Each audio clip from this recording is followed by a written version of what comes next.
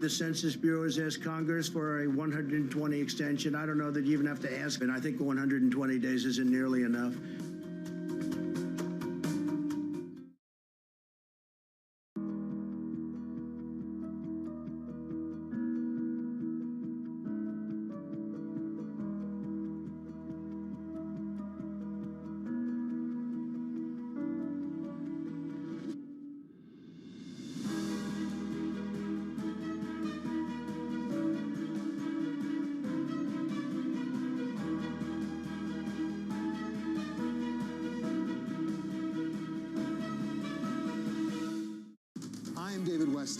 Bloomberg Television is reinventing one of the most iconic brands in financial television for a new audience.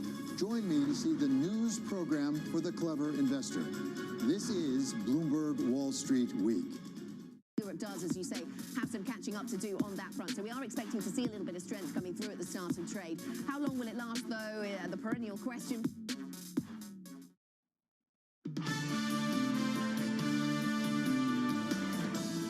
Valuations, particularly, sort of the technology landscape, have gotten to some pretty extraordinary levels. So I think it's not a surprise. The valuation discrepancy between growth and value stocks has been on the table for a while. Those value names haven't seemed to be able to hold a significant lead and come into favor where they stay in favor. As stock prices in tech continue to go up, their volatility goes up too, which is not a normal relationship. It's usually inverse.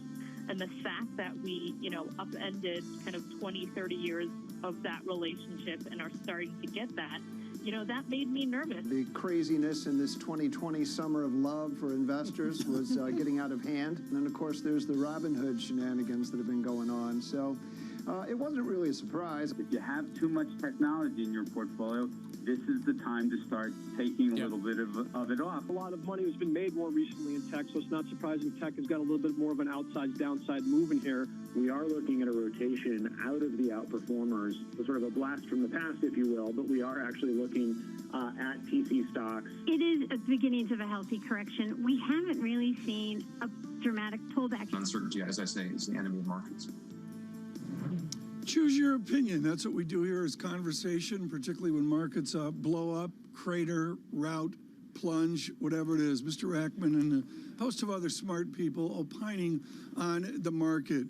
She is acclaimed for her silence. Gina Martin Adams writes terse notes saying have the courage to be in the market and then rationalizes her approach. She's with Bloomberg Intelligence and their chief equity strategist. Gina, a correction down 10% is Dow 26,000. A bear market down 18% is, call it, Dow 24,000 as well.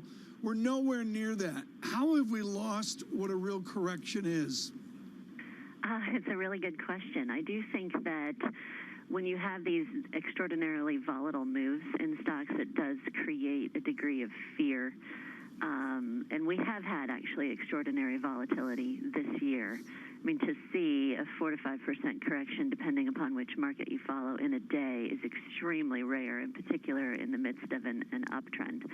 So we have experienced a lot of volatility in 2020.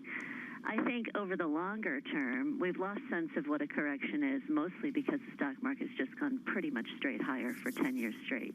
You go back to 2010, and although we've had a decent amount of volatility in several significant corrections of 15 to 20% even, in general, the market's performance has surprised most of the consensus. There is this bearish tone and this bearish sentiment that continues to overwhelm any sort of true read of what the market has actually done and what the market is actually telling you. And so any correction is completely embraced as something significantly more ominous than it is. I like your phrase, true read. I think that really goes to the heart of the matter right now. Gina Martin Adams, Michael Purvis at Tallback, and I thought was just brilliant. He talked about the financialization how derivatives have overtaken the cash market. I go back to 1987. I know, Gina, you can't do that, but in 1987, the financialization was portfolio insurance. Do we have unknowns within this market right now wrapped around derivatives that make this a dangerous place for the regular investor? I don't think we have unknowns in the derivative space. You do have new products that are certainly somewhat unknown. The SPACs, for instance, this year have been a completely different and new product and have been accelerating pretty rapidly. We've not had any new issuance of equities. I mean, obviously, some select names aside, new issuance is still extremely slim. So, of course, there's very little cash equity to invest in. So the supply of cash equity is somewhat slim. The result of that is as demand accelerates, prices accelerate. Nonetheless, investors are getting more creative with the types of products that can be issued. Obviously, ETF issuance is continuing to rise. We're looking for other alternatives as companies are not utilizing the equity market to raise capital to a large degree.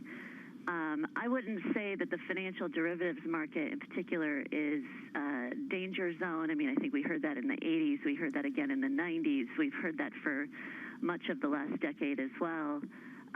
It's a normal part of the progress of markets. It's just in this particular climate, we don't have a lot of cash supply.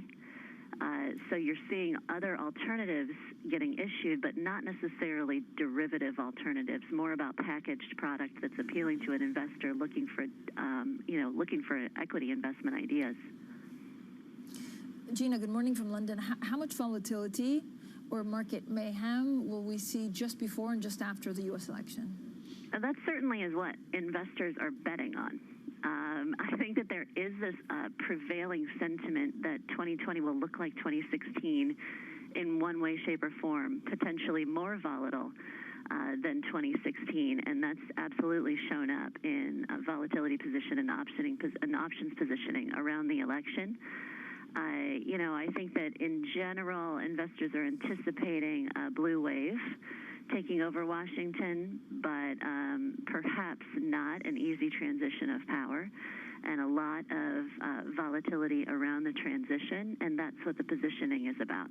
What's intriguing is we don't seem to be trading at all on potential policy making in 2020. We're not trading at the sector level, at least from our work. It does not appear that we're trading at the sector level on actual policy change occurring into 2021. Instead, it's really more about volatility and fear around the transition of power more than anything at this particular moment. What happens to equities and to positioning if there's no clear winner? Yeah, I mean, I think it's messy, right? And that's what the volatility markets are telling you, is that if there is no clear winner, you probably have a market that's very, very choppy and extremely volatile as we work through that process of determining who the winner is. I think also there's something to be said for the fact that in the months leading up to the 2016 election, the market also corrected pretty materially in September and then basically traded sideways to down into the election before we got election sort of relief. Once the event is passed, then the market usually prices pretty quickly.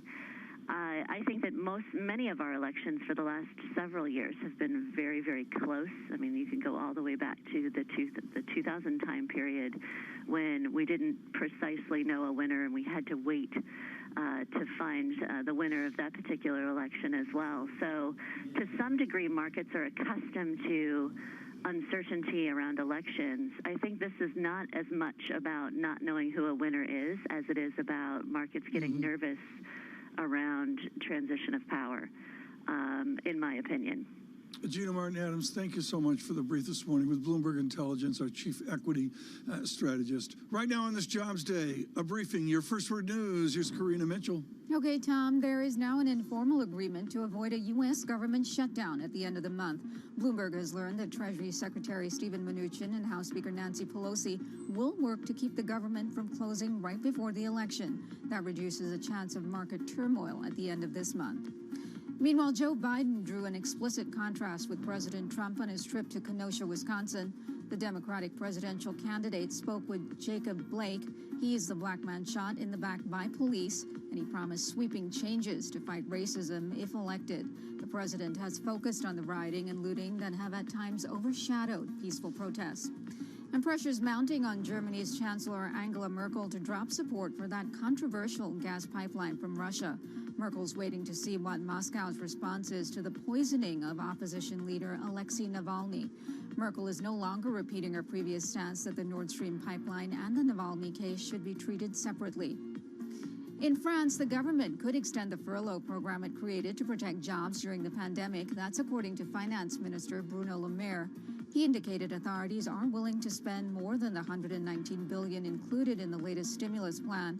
Le Maire also said the French economy could perform better this year than forecast. Global news 24 hours a day on air and at Bloomberg Quick Take, powered by more than 2,700 journalists and analysts in more than 120 countries.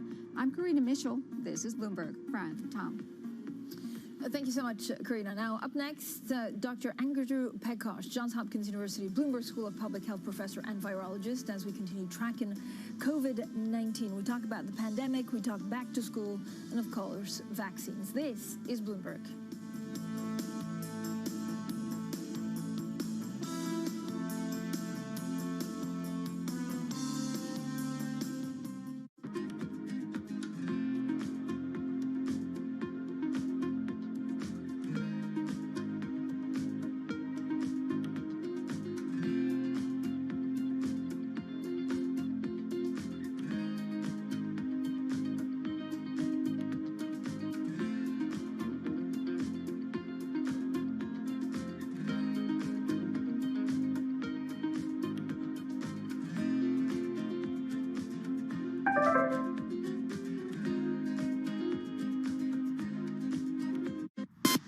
We are above forecasts. 1,800,000 jobs is the total non-farm payrolls, with 17,000 additional jobs added in terms of net revision. You still got 1.8 million with a big decline, almost a full percentage point drop in the unemployment rate, which will move to single digits easily in the summer and fall. Leading up to this data, there was a lot of reason to suggest that the pace of increase had slowed. And in fact, what we see in this data is, of course, it has slowed. But the good news is that it is continuing. And it is continuing despite some slowdowns that we're seeing around the country as a result of an increase in cases. People tend to focus on the growth rate. The big issue is the depressed level of spending and income in the economy, which is reflected in the level of the unemployment rate of around 10%.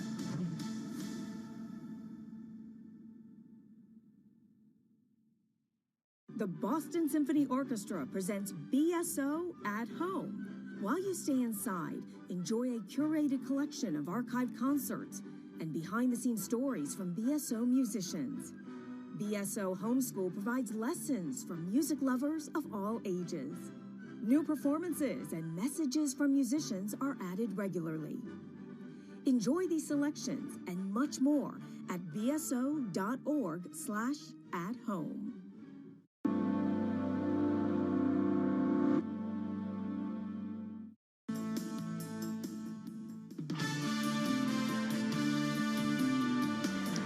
Bloomberg Surveillance and Jobs Day here at 8:30. Let's call it an hour, 2 hours, 10 minutes, whatever it is. It's going to be an important jobs day, and we'll give you coverage on that, culminating with John Farrow's discussion with Mr. Kudlow in the 10 o'clock hour. There's lots going on, and of course, some of it does fold in to the economy and to the jobs economy, and that is about this pandemic. Andrew Pekosh has been wonderful to give us perspective with the Johns Hopkins University. Dr. Pekosh, I want to go back really to the core matter, which is social distancing. If we're wearing a mask, what's the appropriate distance? Well, I think practically speaking, 6 feet appears to be a number that most people are quite familiar with.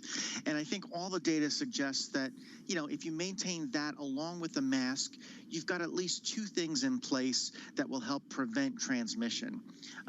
So I think that's the simplest thing to try to get across to people as an effective means of practicing this physical distancing between each other. We're going into a colder season. The 90-degree temperatures in New York City are breaking, and you know, things get a little chill.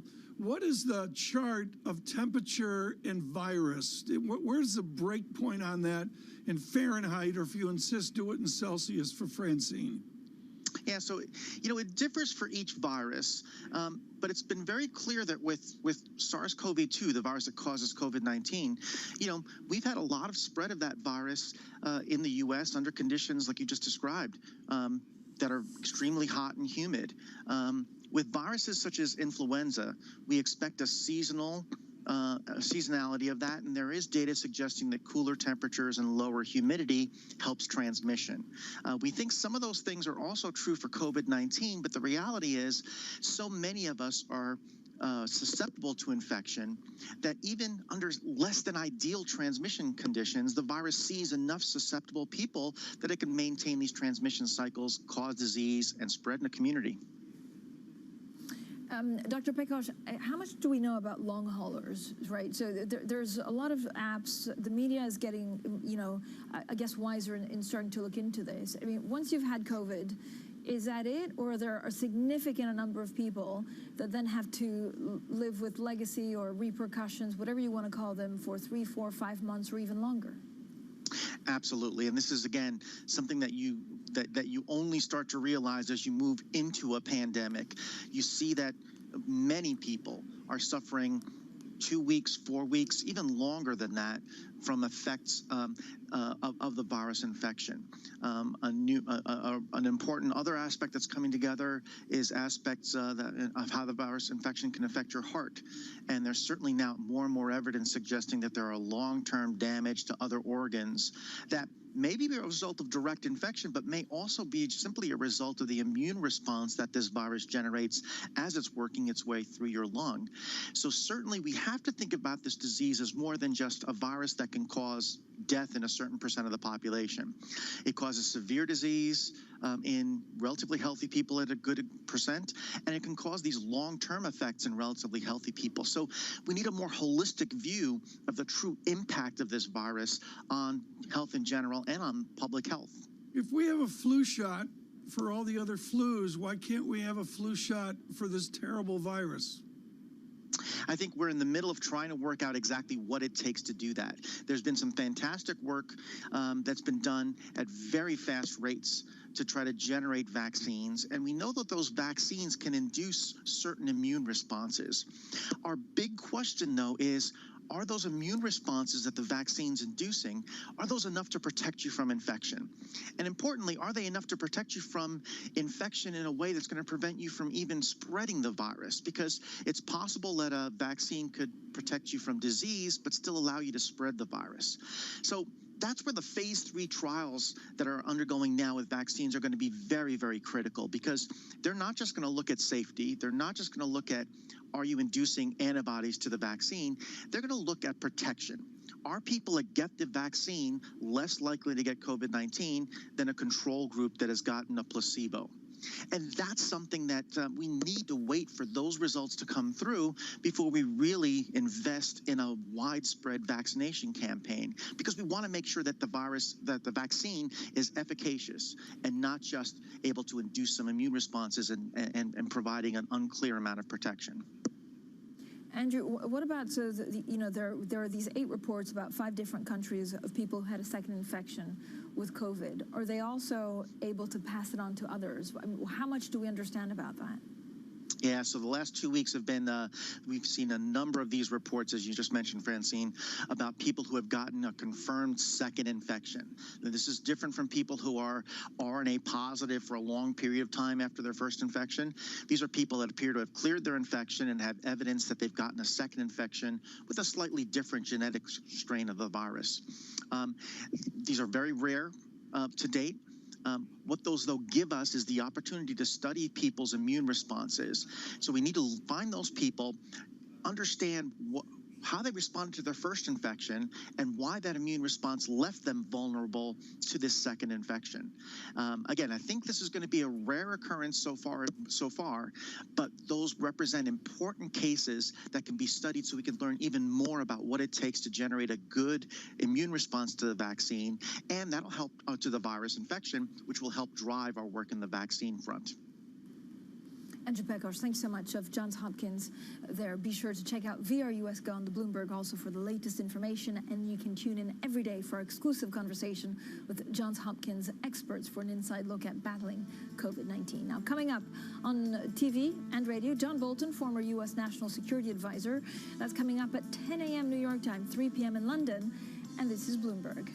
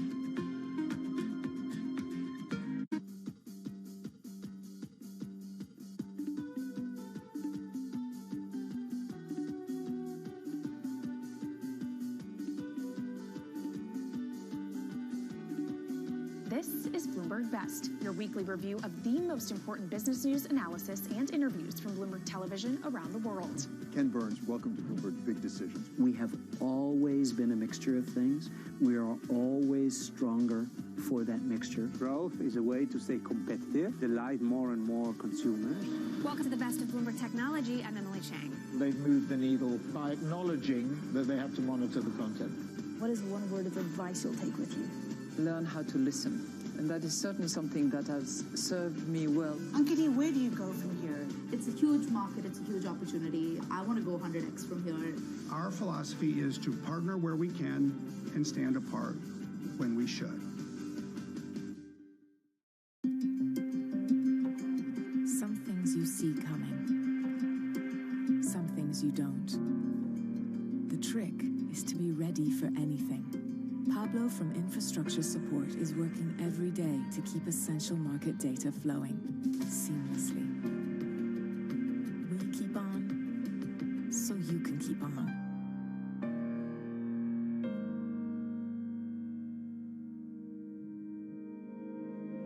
This is a market that, over the past few weeks, has made it clear it wants to go higher. It got a little spooked by the idea that geopolitical tensions are rising.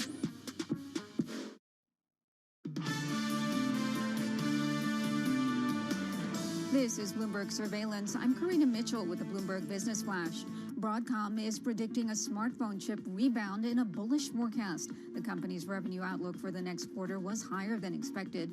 Broadcom's products include components for smartphones, servers, cars, and software that runs the biggest mainframe computers.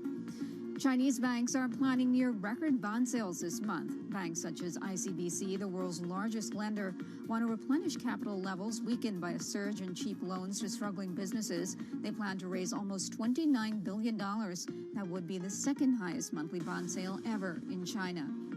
Virgin Atlantic Airways plans to cut hundreds of more jobs. Bloomberg's learned the cuts could result in a 40% reduction in the workforce since the start of the pandemic. They're likely to be announced today. The move would come one day after Virgin Atlantic got final approval for a $1.6 billion rescue package. And that is the Bloomberg Business Flash. Tom, Fran. Thank you so much. Now it's Jobs Day in the U.S. Bloomberg economists say the August report could deliver the last positive payrolls print before losses strike again. Well, joining us now is Yelena Shulyateva, senior U.S. economist for Bloomberg Economics. Yelena, great to have you on the program. What exactly are you looking out for today in the payroll numbers? Well, we're looking for another small number, and it's just, 500,000. We're below consensus. We're just simply expecting, job growth to slow down significantly and perhaps turn negative as soon as September. We are talking about the seasonal factors here. It's just that if you look at the non-seasonally adjusted numbers, they start rising in August, I think, and then they really grow in September, and then in October they top up. So I think we need to really think about it in terms of seasonals and how this time around it's not going to be as strong as in the previous years. Yelena, are these job figures going to be more confusing from now on just because of seasonality and what you were explaining? We saw there were confusion about how to take the ADP report yesterday. I think it will be more confusing simply because this year is so different from the previous years, and we're just probably not going to see as much back-to-school hiring. We're not going to see as much of holiday season hiring. We're simply just not going to get that much. So all you need to do is probably look at how much improvement you get in non-seasonally adjusted data. Yelena, how much of these job losses are going to be permanent? So, it's jobs that will actually just never come back. So it will really depend on how the economy is going to do from here, how many cases of COVID-19 we are going to get from now on, and how much of aggregate demand is out there. So a big variable here is also the stimulus package, which is still hanging in limbo here. So I think we will see a huge impact from the discontinuation of top-up of $600 a week in terms of jobless benefits. And as personal income declines significantly, it will affect personal spending, and in turn it will affect jobs as well. Yelena, when are we going to see some kind of normality, or how long will it take for us to go back to the level of job creation that we saw in January 2020? Years, I would say, and by the time we will receive the September jobs report, a lot of people who lost their jobs back in April will become long-term unemployed. So you will start talking about things like skills atrophy and long-term unemployment, things like Janet Yellen was looking at back in the previous cycle, and it will just take longer to recover from now on. The rebound that we saw in the last few months was great, but that will slow down significantly from now on. Yelena, thank you so much for all of the insight. Yelena Shulyateva there, Bloomberg Economics senior U.S. economist. Now, we did have quite a fall when it came to equity markets yesterday, certainly on the NASDAQ. So let's also have a look at what we're looking here in Europe. The focus is, of course, on U.S. jobs. I'm looking at the volatility. Actually, I'm looking at just the number of trades that are being done, and they're a little bit smaller than expected. This partly is because of the jobs data. This partly is because we also have a long weekend over in the U.S. Now, coming up later, Jonathan Farrow in conversation with Lawrence Kudlow, National Economic Council Director. That's coming up at 10:15 a.m. in New York, 3:15 p.m. in London, and it's all about jobs. This is Bloomberg.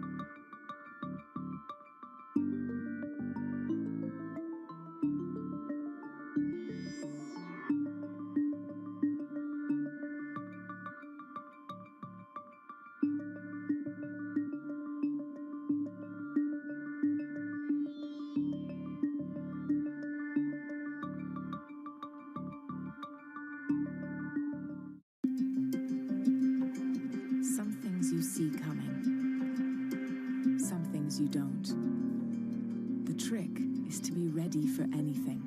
John from Infrastructure Support is working every day to keep essential market data flowing seamlessly. We keep on, so you can keep on.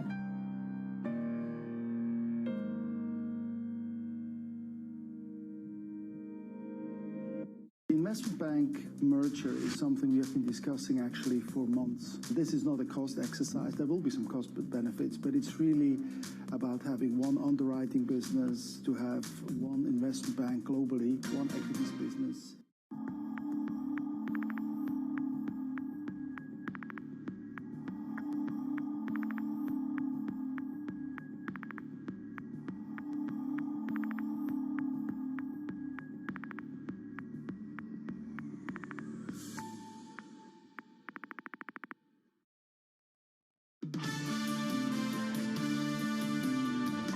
Honestly, much more rationality happening in the equity market when we look beneath the surface.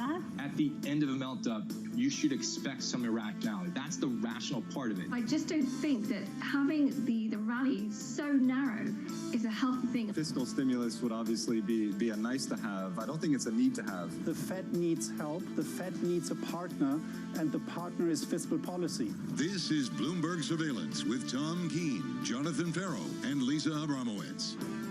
From New York and London for our audience worldwide, good morning, good morning. This is Bloomberg Surveillance Live on Bloomberg TV and radio, and here is your lineup for the next 2-3 hours. She sensed a reality check. With equity futures down just 15 points, it's Lisa Abramowitz, and it's Tom Keene, who's been in cash his whole life. He does not feel a market that moves to the downside. He is envious of a market that rallies. Tom Keene, it is the calm after the storm. Yeah, I'm looking for an entry point here this morning, John. I don't know if we'll see it. The smartest research note, John Farrow, I saw is some Michael Purvis of Tallback, and very simply here, he makes a great separation of the equity activity that we saw yesterday from bonds, and particularly from FX. Kitchuk said the same thing as well. This was very discreet, John, to the equity markets yesterday, and you see it with the VIX in almost 2 points an hour ago or so. Some improvement there. I would agree with you, Tom. I'd build on that as well. Lisa, I think you noticed the same thing. The Japanese yen did nothing in the last 24 hours. Treasuries did nothing in the last 24 hours. The question we have to ask through the next couple of hours, is it just an equity event, or does it raise really serious questions about portfolio construction from here on? Especially given the fact that people are talking about the death of the 60-40 portfolio. What will act as a hedge if you do get some sort of risk-off move? It is important, though, John, to note this was a narrow sell-off, just as the rally was a narrow rally. The idea that the big tech behemoths really sold off dramatically, and there seemed to be a blowing off of steam, a revaluation after things got a pretty heady given the sort of dismal backdrop of economic data that we're seeing, John. It is Payrolls Friday, Tom Keene. The estimates as wide as ever. The range from 2.4 million, that's your high. Your low is negative 100K. Tom, I think you can drive a big, fat truck through that range right there. It's the biggest mystery we've ever seen. I'm going to go to the work of Heidi Shearholz of the Economic Policy Institute yesterday. John Farrow, Diane Swank quoted at the moment it came out. You got to take the claims yesterday, John, and throw on top of it the pandemic kind of claims that are out there. And then you've got the furlough to permanent layoff dynamic as well. Here's the summary, as Andy said while you were on sabbatical. It's real simple. The unemployment rate, John Farrow, is near 14%.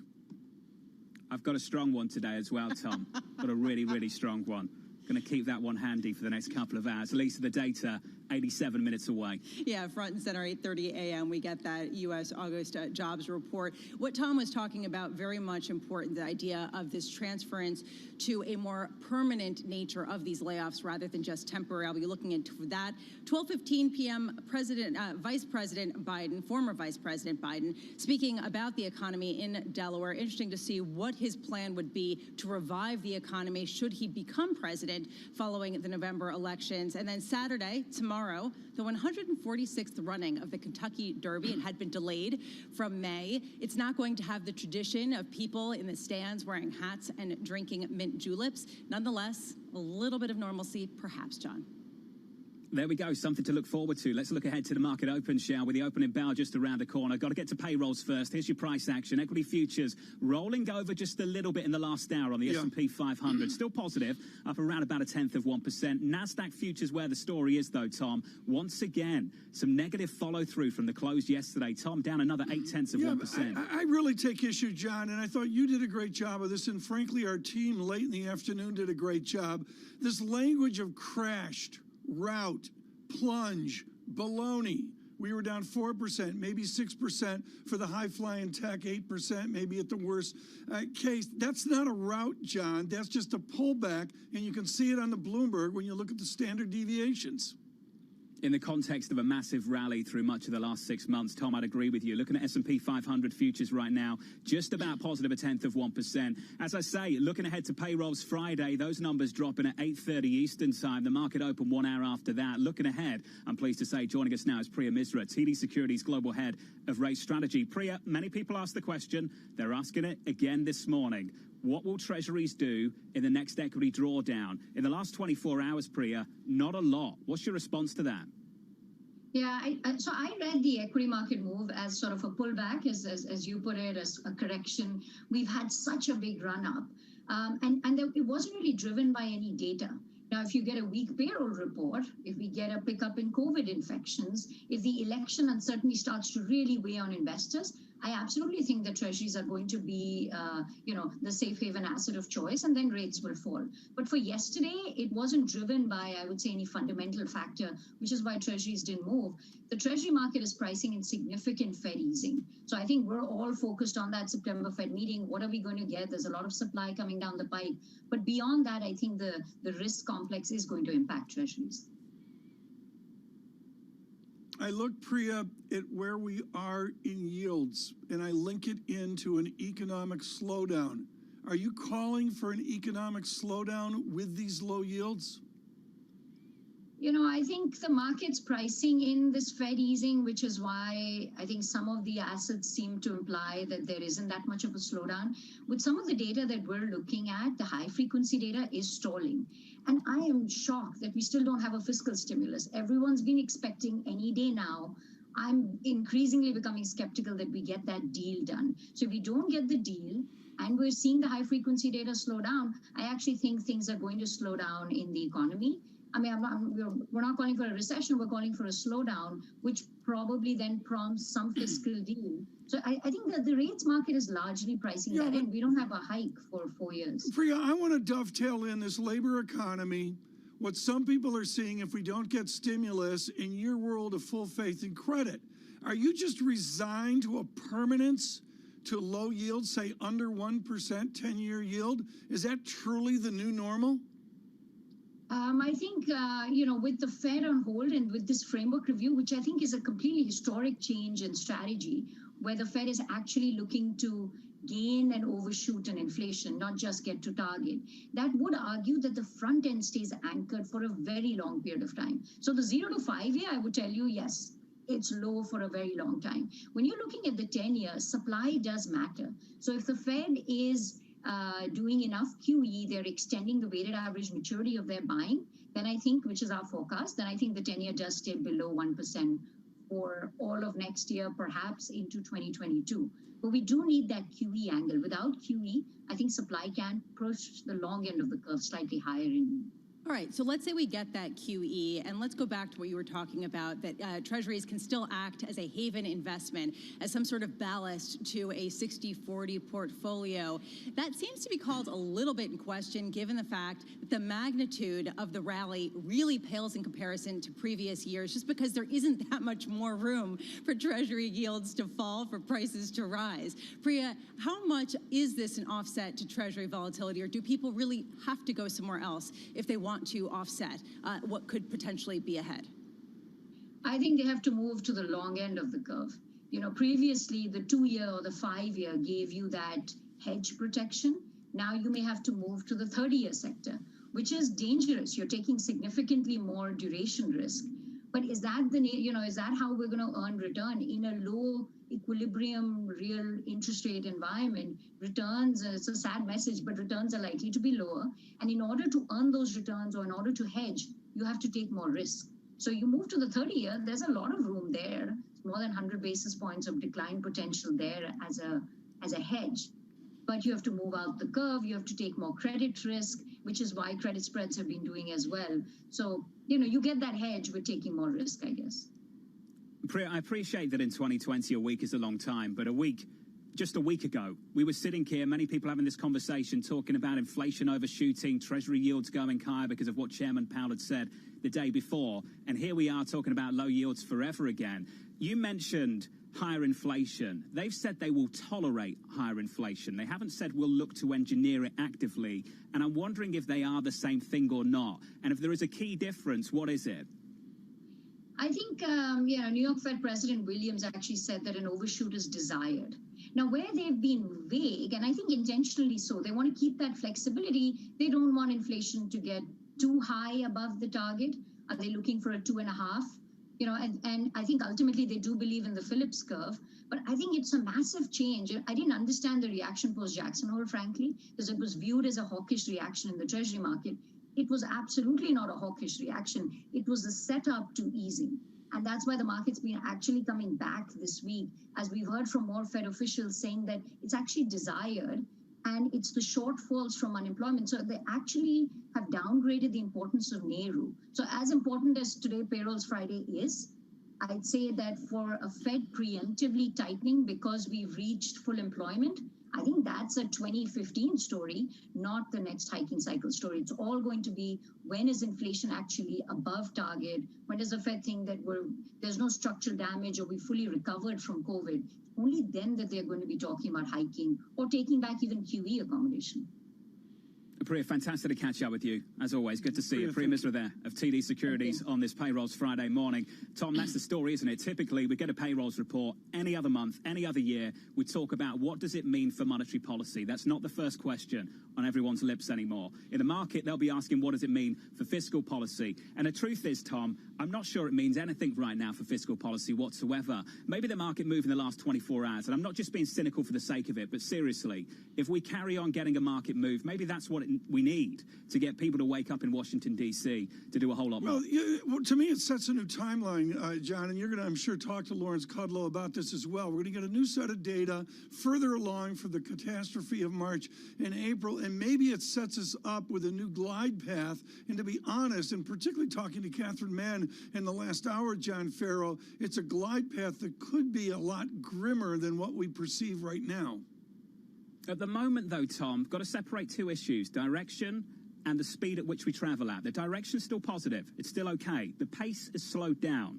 I'll give you that. But I just wonder if people down in Washington, particularly this administration, Tom, are comfortable that this can continue for the time being for the next several months. Well, you have to bear in mind, it was only a month ago, Tom, we were talking about the prospect of a negative print on payrolls, and the data's still been positive. There's no question they're comfortable. That's absolutely true. More still to come on Bloomberg surveillance on this payrolls morning, with equity futures rolling over, turning negative on the S&P 500. This is Bloomberg surveillance. With the First Word News, I'm Karina Mitchell. We're learning more today about Russia's coronavirus vaccine, the first to receive regulatory approval. Peer-reviewed data has been published in the British medical journal The Lancet. Preliminary results found that the vaccine produced an antibody response in all participants within 21 days, and there were no serious adverse effects. Russian investigators say limitations to the study include its relatively small size and the short follow-up time. Republicans and Democrats have agreed on one thing. Treasury Secretary Steven Mnuchin and House Speaker Nancy Pelosi are working to avoid a government shutdown right before the election. They won't let the stalemate over virus relief legislation hold up a vital stopgap spending bill that clears a way for the government to stay in operation at the start of the new fiscal year. And the suspect in the shooting of a right-wing activist in Portland, Oregon last week has been killed. Federal authorities say they were trying to take Michael Reinhold into custody when officers shot him. Reinhold was a vocal supporter of the far-left Antifa movement. And President Trump has denied a magazine account that he disparaged America's war dead as losers. According to The Atlantic, the president tried to get out of a visit to the graves of American Marines killed in World War I in France. He reportedly said, quote, "Why should I go to that cemetery? It's filled with losers." The president calls the account a total lie. And the U.S. labor market likely saw a fourth month of improvement in August, but chances of further outsized gains are diminishing without the stimulus payments. The monthly jobs report is out at 8:30 New York time this morning. Economists project the unemployment rate dropped below 10% for the first time since March. Global news 24 hours a day on air and on Bloomberg Quick Take, powered by more than 2,700 journalists and analysts in more than 120 countries. I'm Karina Mitchell. This is Bloomberg.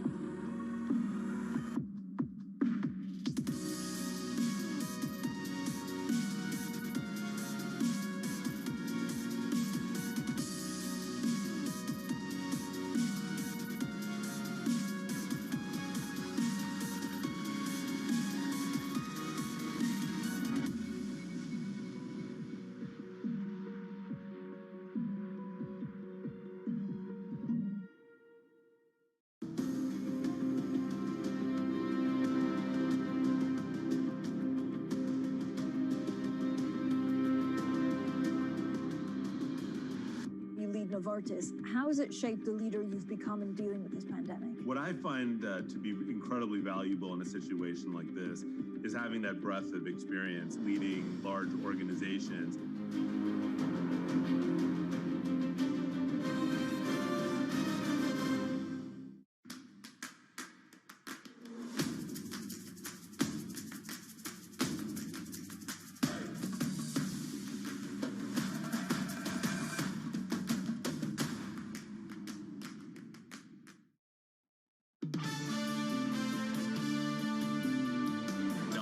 Particularly, sort of the technology landscape have gotten to some pretty extraordinary levels. So I think it's not a surprise. I don't think it's any indication of the beginning of the end, but I do think, markets don't like uncertainty, and we have an election in 60 days where it's a toss-up who's going to be the next president. Bill Ackman of Pershing Square.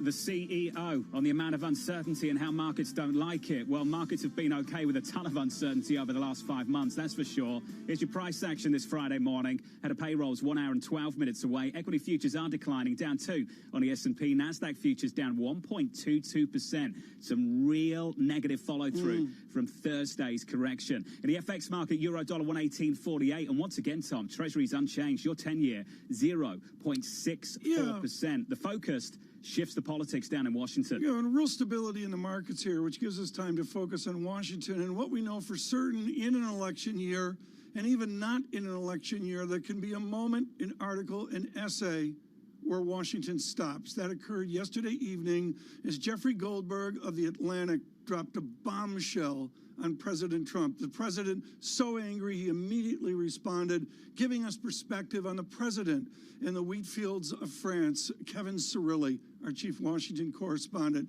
Kevin, the key line in the Jeffrey Goldberg, widely esteemed by all, even his critics, the key line is for people with firsthand knowledge. Based on your years of perspective, who could those 4 people be? You know, look, the president has hit back against this. This is a report that came out with regards to some comments. They were unnamed sources. They were on background. So, you know, I'll leave it to his reporting. I think from a political standpoint, it gives both of the campaigns an opportunity to talk about how they would handle Veterans Affairs issues. And I think that you immediately saw the president's reelection campaign jump in to do that. And I would anticipate that the Biden campaign would draw a contrast in terms of how they would treat medical care, and particularly for veterans. There's an ideological opposition. Yeah, but come on, Kevin, this isn't about medical care. This is about a wheat field in France. He goes after Mr. Bush, who lost a plane off Midway, and then goes after the gentleman from Arizona who spent time at the Hanoi Hilton. What will be the effect on his military audience? Well, there's no question that the president has publicly made comments separating himself from Bush world as well as from McCain world. I mean, that's been well out there for quite some time. And I think in terms of what the effect is going to be, well, you saw the effect at the virtual Democratic National Convention when you had former Secretary of State Colin Powell as well as others coming out and endorsing Joe Biden. Kevin, the key question here, I think, and not to diminish the story, the importance of the story, but what does it change? And I imagine for many people, if you already decided you don't want to vote for the President of the United States in November, Donald Trump, that's it. You haven't changed your mind. This confirms what you already think. If you have already decided that you support the President, I don't think that this story changes their view. Kevin, I'm just stuck with the same question. What does it change? You know, I think this cycle is really about virtual amplification. And so to your point, Jonathan, the both sides, or the left will virtually online and social media channels amplify this, and the right, when there's an opportunity to do so against Biden, will do so as well. But in terms of these swing voters, this is not the issue that is one of the main issues, based upon my reporting, based upon polls, that this is going to come down to is just the crucial last week of October, when you've got vaccination approvals, potential vaccination rollout, third quarter GDP on October 29th, and then, of course, the debates. And when you speak to anyone, these debates with the drip of economic data and medical data that is going to be coming in that time is going to be crucial. And finally, just as another point, Washington, D.C., typically dead in an election year, is right in the middle of this fiscal fight. And it is a fight. Not only do they have to deal with a $1 trillion plus minimum economic package, or a skinny deal if Leader McConnell gets his way, but they also are having to deal with continuing resolutions to keep the government open. Now, yesterday, Speaker Pelosi, as well as Secretary Mnuchin, saying that they don't want to have a government shutdown. But at the end of the day, in an election year, it is so incredibly unknown if that's going to actually be a reality. I'm glad that you went to the fiscal plan that is or isn't in the works down in Washington, away from the virtual amplification of the echo chamber. What is popular support like for an additional round of fiscal support, especially as we hear investment strategists come on and start to change their tune and say, well, perhaps it's not needed. Perhaps the economic data has been coming out better than expected. Where is the popular vote on this? Well, it's for small business. I mean, anything that would help small business is an opportunity for Congress, for rank and file members, Lisa, to say that they were delivering a win not for Wall Street or investors or big business, but for Main Street. And that's an opportunity that especially some centrist Democrats really are taking a look at. I'm scrambling on this. You know, when I talk to Republicans and Democrats, I'm trying to figure out precisely whether or not they're going to be able to lump the continuing resolution as a vehicle. Now, publicly, leadership is saying no, but privately, the continuing resolution would offer, albeit a very final, narrow path to have some type of fiscal stimulus ahead of Election Day. But I think you are right to point out in the conversations down here, and yesterday I spoke with two lawmakers where they're starting to recalibrate whether or not they actually are going to get to even a skinny deal by Election Day. It's looking like the Thanksgiving and the holiday will be a massively important time for fiscal stimulus. Kevin, when was the last time that Meadows, Mnuchin, Pelosi, McConnell got round a table and actually had talks about this? Several weeks ago. I mean, they go up there on the Hill, and it's like a one-off type of conversation, John. But I mean, several weeks ago, and there just doesn't appear to be an actual reality right now that they feel that they need to do this, and it's a stalemate. I mean, it's not even a stalemate; it's a stare down. Kevin Cirilli down in Washington, D.C. Great to catch up with you, sir. Thank Tom, you. no talks. There haven't been real talks for weeks, and I don't know what breaks that stalemate. That blinking contest ahead of the election at this point. John, it may be at 8:30 this morning. I mean, it could be a yawner. It could be what's expected. John mentioned the width here that we have on the data on the ECO screen on the Bloomberg. But, John, I've got to believe it's OBE where they're overcome by events, and that hasn't happened yet. Yeah, but, Tom, does it come from the economy or does it come from the market? The only thing that's changed for me in the last several months is the market's carried on rallying. They seem to be comfortable with where the market is.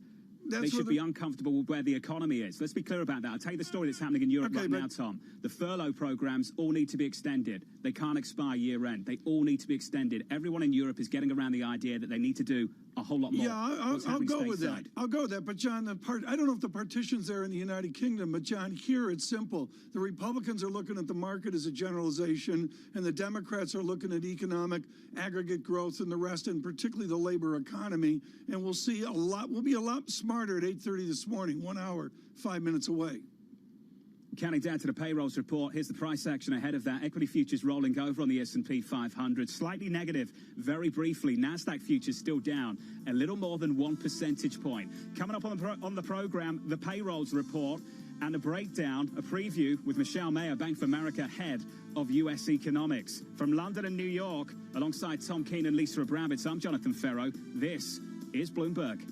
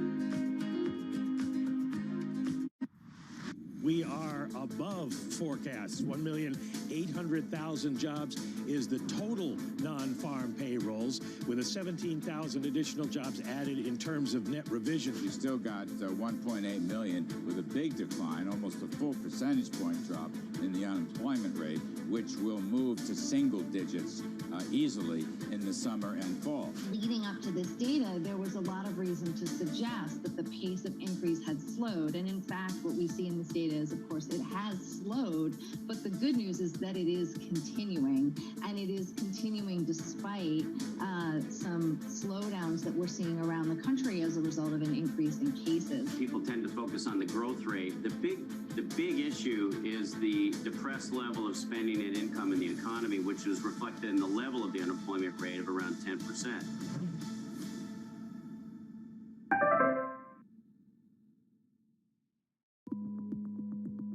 It's such an interesting new world. The world is changing. For us, it's not about being first. It's about being the best. While everyone is zigging, we're zagging. We feel like we can maybe help people out more. We have an enormous number of big ideas. I do double down on helping other Black founders, whether it's fundraising, hiring, growth, product, whatever it is that they need. We know it's a pandemic, and we want to be very responsible for pricing. We plan to underprice this vaccine for its value, especially in the pandemic phase.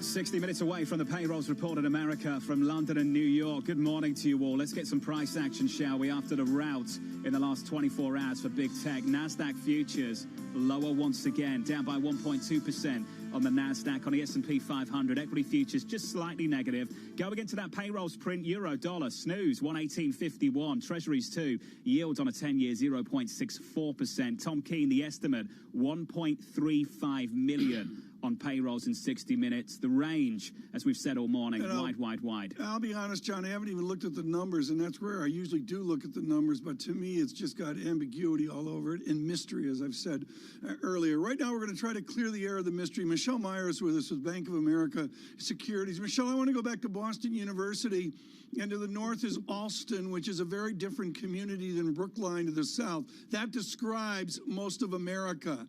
How do we do the math of economics, the math of this jobs report, with this massive separation we observe in America in job inequality?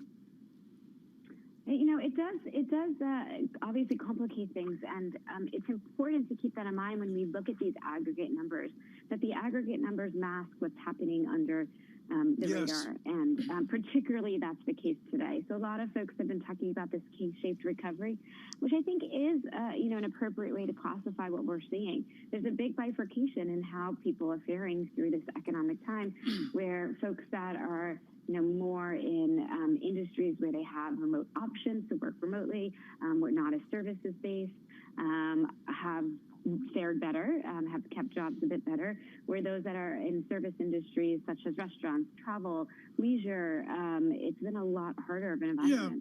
Well, Michelle, you're maybe best qualifying this of anyone we talk to, and that is linking the real estate boom, or what we believe is one, with the misery that's out there. How do you juxtapose a real estate boom with what Lisa, John, and I are observing every day? I think it also goes back to this unevenness, right? Think about who the prospective homebuyer is. They tend to be higher income individuals. According to National Association of Realtors, the median income for a new homebuyer was just over $90,000. That's well above median income for the population, certainly above where you're seeing most of the job losses. So I think part of it does reflect the fact that there is this unevenness. I think part of it is just simply the fact that interest rates are incredibly low, and that's changing the affordability picture. And then we have pandemic-related relocations, which has prompted a lot of people to rethink where they want to live, how they want to live, especially in this environment where there's more virtual work. So that has led to this kind of big shift all at once in terms of those decisions to move. So clearly, yes, housing has benefited. Will we continue to see this pace of expansion for housing going forward? No, it is partly a pull forward, but the fundamentals are strong. Michelle, some of the fiscal effort expired at the end of July, and I'm just wondering if you're seeing any of that show up in the August data yet. You know, it's hard to say, right, because we don't have very much data yet for August. We're obviously going to learn more today in the jobs report. You know, I think some of the high-frequency data shows indications of stress, and consumer confidence softens a bit early in August, if you look at some of the figures that have been released. But, you know, it takes time because we have a savings rate of 17%. So there's some buffer there from the drop in unemployment insurance, even for the population that's typically very much budget constrained, because there's been some ability to save. But the longer this goes on, the more problematic it will get, especially if we're in an environment where job growth is indeed slowing. The reason I asked, Michelle, is a month ago we were talking about the prospect of a negative print on the payrolls report, and I think overwhelmingly the consensus on Wall Street, there was at some point we would see a deceleration in the recovery. Have you seen the slowdown in the pace of the recovery in the way that you anticipated? I think we are seeing a slowdown, and I think we'll see further evidence of that today as well, in terms of, you know, job growth coming in a bit slower than it did the prior month and the month prior to that. We're seeing it in terms of the, you know, some of the regional manufacturing surveys have moderated, some of the consumer spending numbers also. So, yeah, there's been signs of the stalling out of economic activity. Now, the question is that just the natural force that's taking hold because we're past the period of quote-unquote easy growth where you have that natural bounce, and it's just that it gets harder at this stage? Or is it because you've seen some pullback in fiscal support and the economy is left a little bit more fragile? So we'll be able to answer that question a bit more as we get detailed data for the month of August. It's probably still a bit early to have a full answer to that question. Michelle, a number of investment strategists have come on the show recently and said the data's come in a bit stronger than they had expected, and that's evidence that perhaps another round of fiscal support isn't as necessary as they had previously thought. Do you agree?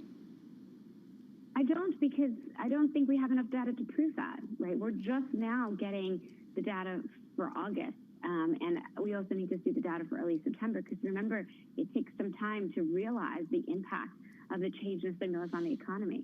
So I don't think we can draw conclusions yet by any means. And I mean, if you just do the simple math, you take a step back and you say, okay, you had, you know, all this money pouring into a population of people who, you know, are very likely to spend what they receive, and that money went away, right? So it's not replaced quickly with labor income picking up. So presumably it's going to have an impact. To suggest that it's not going to have an impact, I think it's hard. It's just a question of what's the right balance, what's the right amount of fiscal stimulus. We're also seeing a number of job cuts announced by the biggest companies, thousands of job cuts by the likes of everything from Continental to American Airlines and United. To Tom's point about the permanency of job losses at this point, how much would an additional round of fiscal support do anything about that? Or are we really looking at a permanent job loss rate or a joblessness rate of nearly 10% for a longer period of time? Well, there's some industries that have structural challenges, and those are the ones that are most sensitive to the pandemic, and to the fact that people are going to be engaging in environmental social distancing. So they're just not going to be behaving the way they did prior, you know, unless obviously to the extent that we get the vaccine. And there's no degree of fiscal stimulus that can solve that. But fiscal stimulus can create a nice jolt to the economy where those individuals that would otherwise be very sensitive to the industries have income, have the ability to spend, and can push that money into other parts of the economy. So fiscal stimulus helps to can create this Band-Aid for the economy, right, so that we could buy enough time to heal those other industries too. Michelle, I got like 8 questions here, but let me go to wages, which seems to be important. Okay. What is the Maryland study of the elasticity of wages right now? And I don't mean for this jobs report today, but I mean out 3 months, right, 6 months, et cetera. What is the kind of dynamic you and Ethan Harris are looking for in wage? So I think it's very simple, which is that when you have an incredibly high unemployment rate, wage growth is going to be restrained. We saw it clearly after the great financial crisis, and in fact, it took quite a while for wage growth to move up after that initial shock, even when the unemployment rate was falling. So I would think it's a similar story today, where wages are going to be pressured. And that's why it goes back to this debate over inflation. There's a lot of folks out there that want to believe in this inflation story because we have fiscal stimulus, we have the Fed's commitment, but at the end of the day, Right. given an unemployment rate that's extremely high with downward pressure on wages, price pressures are also going to be restrained. Michelle, let me bring up a question John Farrell brought up moments ago, which is, can this jobs report today be a catalyst for true stimulus in Washington? Possibly. I mean, it's very clear that there, folks in Washington, our politicians in general, are very, very focused on the unemployment rate, are focused on job creation. That matters to the average person out there. So to the extent that the numbers disappoint, that could help to, spur a greater action. And potentially the reverse is true too, right? A really strong report could send a signal that the economy is okay without stimulus. So I do think the report today matters quite a lot in terms of thinking about the ability to get another round of stimulus.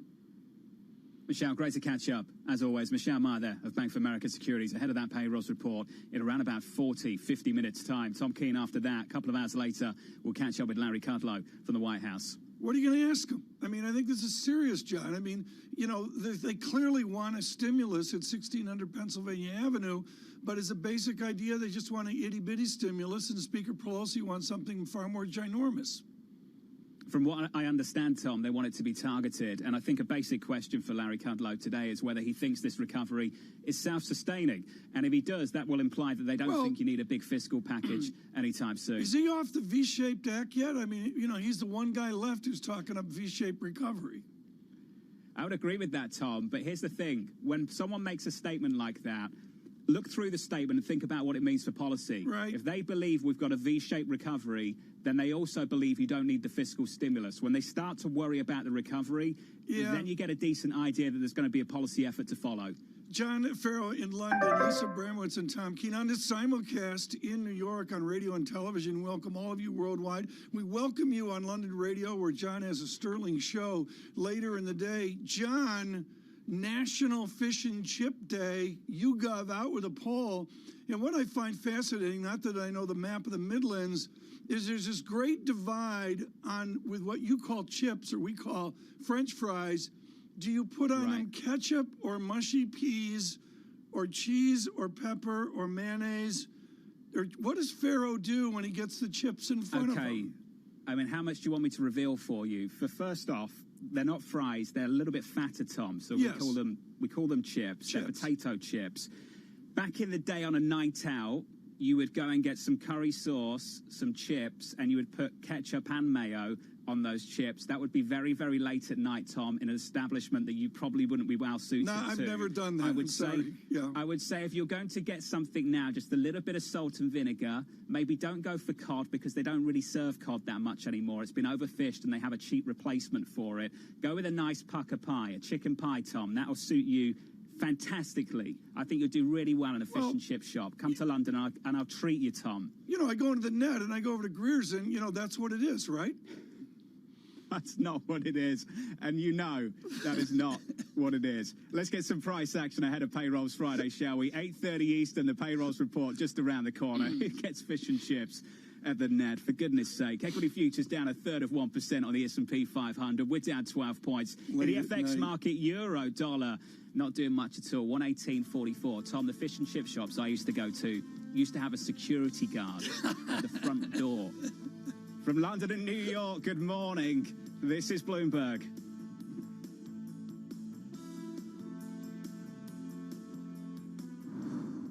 With the First Word News, I'm Karina Mitchell. There's an informal agreement to avoid a U.S. government shutdown at the end of the month. Bloomberg has learned that Treasury Secretary Steven Mnuchin and House Speaker Nancy Pelosi will work to keep the government from closing right before the election. That reduces a chance of market turmoil at the end of this month. Meanwhile, Joe Biden drew an explicit contrast with President Trump on his trip to Kenosha, Wisconsin. The Democratic presidential candidate spoke with Jacob Blake. He's the black man shot in the back by police, and he promised sweeping changes to fight racism if elected. The president has focused on the rioting and looting that have at times overshadowed peaceful protests. And pressure is mounting on Germany's Chancellor Angela Merkel to drop support for that controversial gas pipeline from Russia. Merkel's waiting to see what Moscow's response is to the poisoning of opposition leader Alexei Navalny. Merkel is no longer repeating her previous stance that the Nord Stream pipeline and the Navalny case should be treated separately. In France, the government could extend the furlough program it created to protect jobs during the pandemic. That's according to Finance Minister Bruno Le Maire. He indicated authorities are willing to spend more than $119 billion, including in the latest stimulus plan.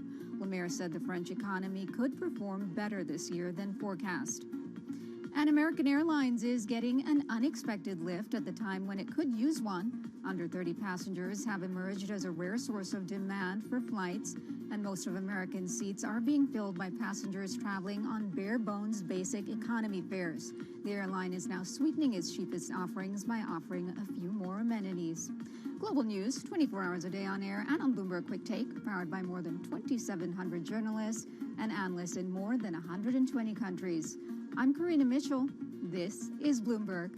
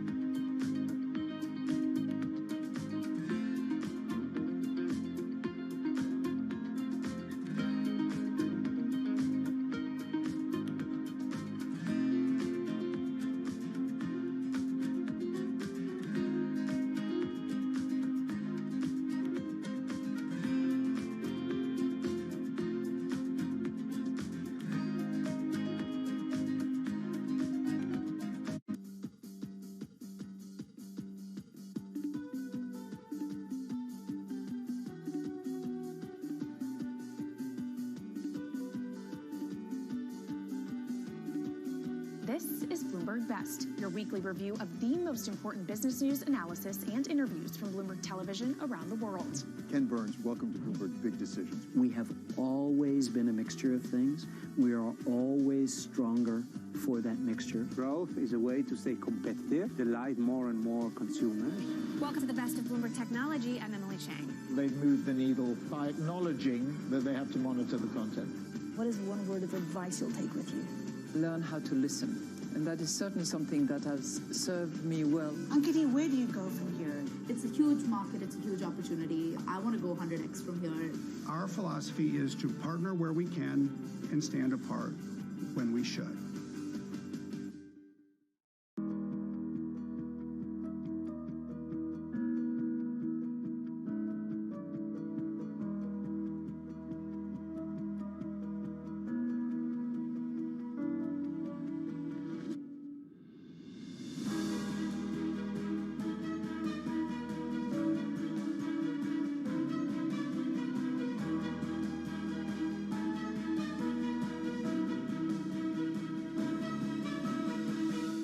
The rapidity with which we are moving relates more to technological advances in how you can make a vaccine even before you start testing it. That makes me confident that we are going to do everything we can to determine safety.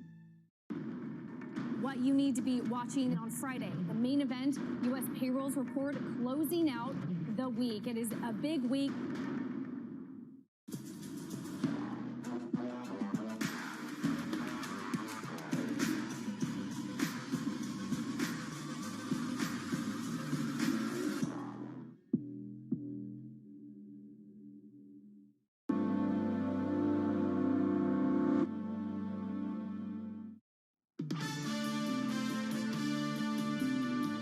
If someone tries to prematurely declare victory, whether it's in a presidential election or any of the others, before there's a consensus on who won that election, then we're going to add some context and a label to that post saying there isn't an official result on this election, and directing people to the Voting Information Center where we'll have the list of all the official results that have come in.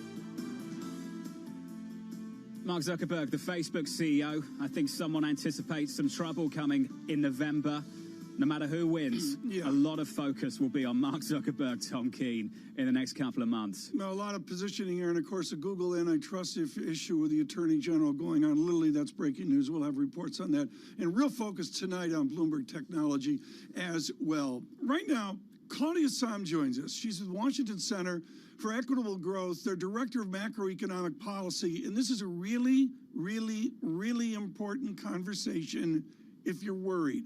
I lump Claudia Sahm in with the Reinhardts, Carmen Reinhardt and Vincent Reinhardt with my essay of the summer on the pandemic depression, and Claudia Sahm with her new recession measurement, really focused on some of these pandemic dynamics. Claudia Sahm, do you agree with the Reinhardts that we're on the edge of a pandemic depression? Yes, it is absolutely serious, the economic conditions we're facing right now. Well, okay, Claudia, you're allowed to have longer answers, okay? All right. It's a simulcast, it's Friday, we're charred. You can give me a longer answer, but what's the difference between a recession and a depression? Well, at this point, I wouldn't worry so much about the words. I am absolutely frightened at the fact that relief has expired, particularly relief that was going to the unemployed and to small businesses. It doesn't matter what we call it. We are seeing an income crisis. We are seeing inaction from Washington, D.C., and we can't afford to do this again in terms of, and it will be worse than, say, the Great Recession. We are seeing measures like unemployment that are flirting with levels that are last seen in the Great Depression. We can't do this again. Claudia, you talk about an income problem that we're seeing across the board, and yet we've seen consumer spending continue to remain strong. How do you reconcile this?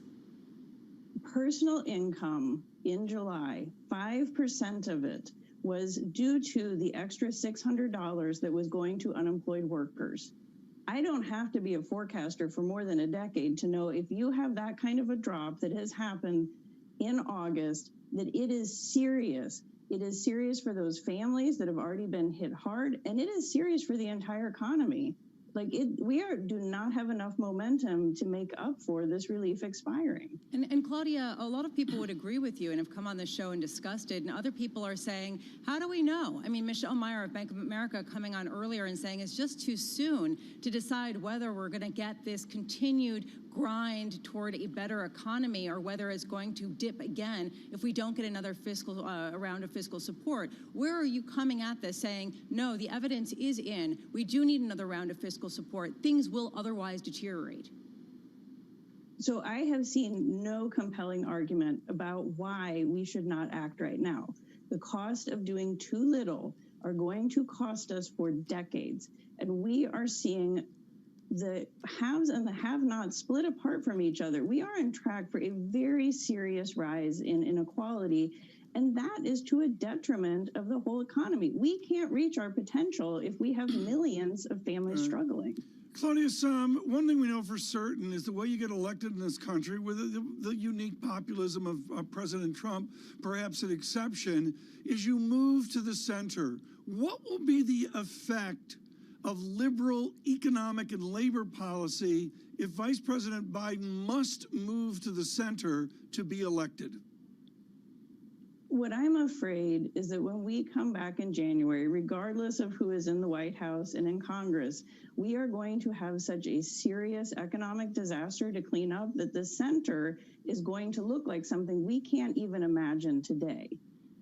Expand on that. What do you mean by that? Well, we are going to have a moment where we will need a jobs program. We are going to need to spend more money in January than we need to spend now in September.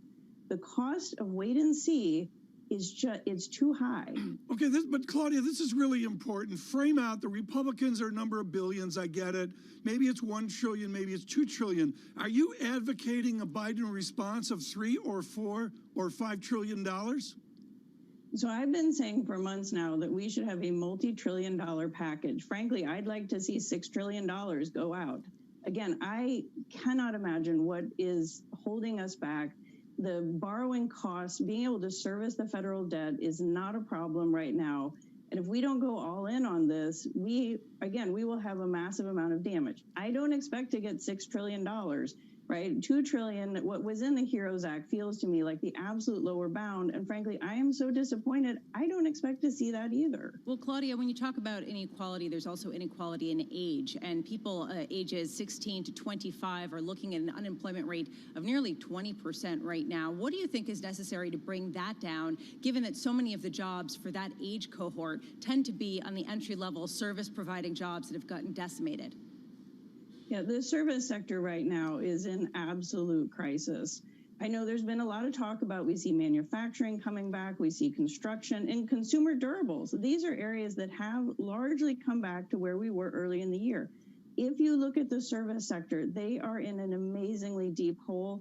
Those are a lot of the entry-level jobs. They're not necessarily good jobs. I mean, we need to do better than January, but we are so far down the hole. And we saw the millennials in the Great Recession. They came out on the job market. They were slammed. It was not until early this year that they were making it back. We're destroying yet another generation of young adults. We can't do this. Claudia, serious issues. Great to catch up with you. Claudia Sam there of the Washington Center for Equitable Growth, as we anticipate some payrolls numbers coming up in about 35 minutes. On a lighter note, let's talk about the wealth disparity between anchors, shall we? Tom Keene bringing up fish and chips at the Ned. I can tell you the average price of fish and chips in the United Kingdom is about £3.50. I'm reliably informed that, Tom, you can get fish and chips at the Ned for £17.50. That's got to be awfully good. There's about 14 quid between you and I when it comes to eating fish and chips. What's a quid? What's a quid? Like a pound? It's a pound. Well done. You're familiar with all of this. And I know you are. I know you know. John, Millie's is in the back. Okay, you go in and there's like the 3 bars in the breakfast place where we hold court every morning. Did I mention Millie's? You go in the far back, and Millie's is in the far back, and the fish and chips are excellence. Red Oak Keeper. I think actually Millie's is on the left when you walk in. Yes, yeah. We are 30 minutes away from a jobs report. Just throwing that out there. DMX is interested in Millie's. I mean, when was the last time? 35 minutes away. Thank you for the I'll precision. get some price action. Don't worry, Lisa. I'll try and keep it together. That was my fault. Equity futures down 1/3 of 1% on the S&P 500. The payrolls report just around the corner. That's fish and chips for you, Tom. I don't spend that kind of cash money. Euro dollar 118.48 in a bond market. Treasury yields unchanged at 0.64%. Live on Bloomberg TV and Bloomberg Radio from London and New York. This is Bloomberg Surveillance on this Payrolls Friday.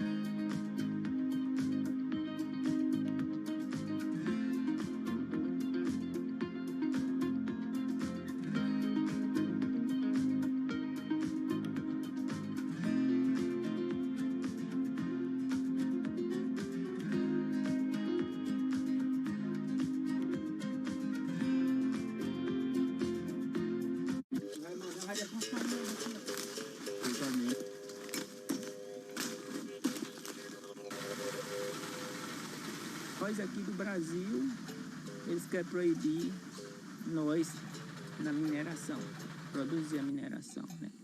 E vem as empresas, grande empresa que nós aqui do Brasil não tem condição de trabalhar nela, eles pegam, tiram o minério e levam quando eles querem. E nós no Brasil aqui que mora aqui no Brasil, nascemos no Brasil e fica sem a nossa produção.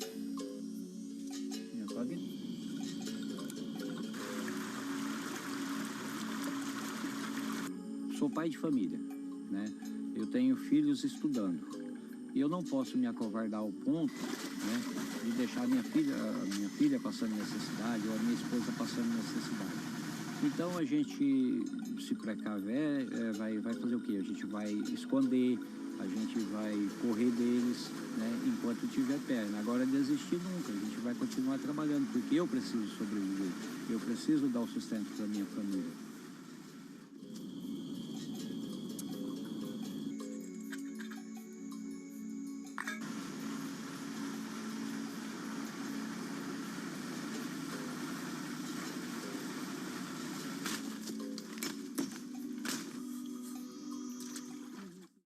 The Boston Symphony Orchestra presents BSO at Home.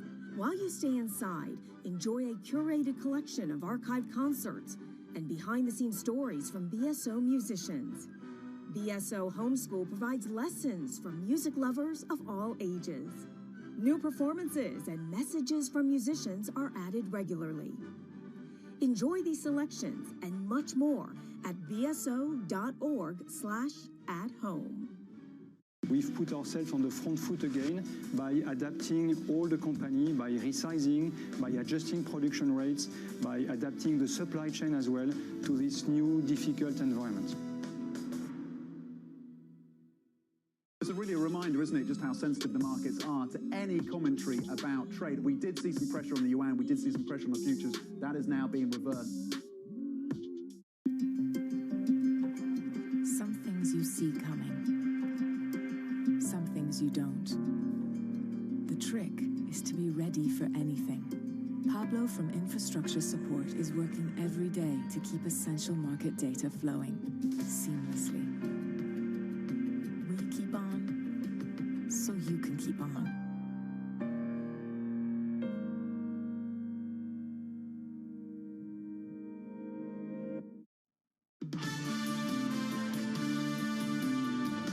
Honestly, much more rationality happening in the equity market when we look beneath the surface. At the end of a melt-up, you should expect some irrationality. That's the rational part of it. I just don't think that having the rally so narrow is a healthy thing. Fiscal stimulus would obviously be a nice to have. I don't think it's a need to have. The Fed needs help, the Fed needs a partner, and the partner is fiscal policy. This is Bloomberg Surveillance with Tom Keene, Jonathan Farrow, and Lisa Abramowitz.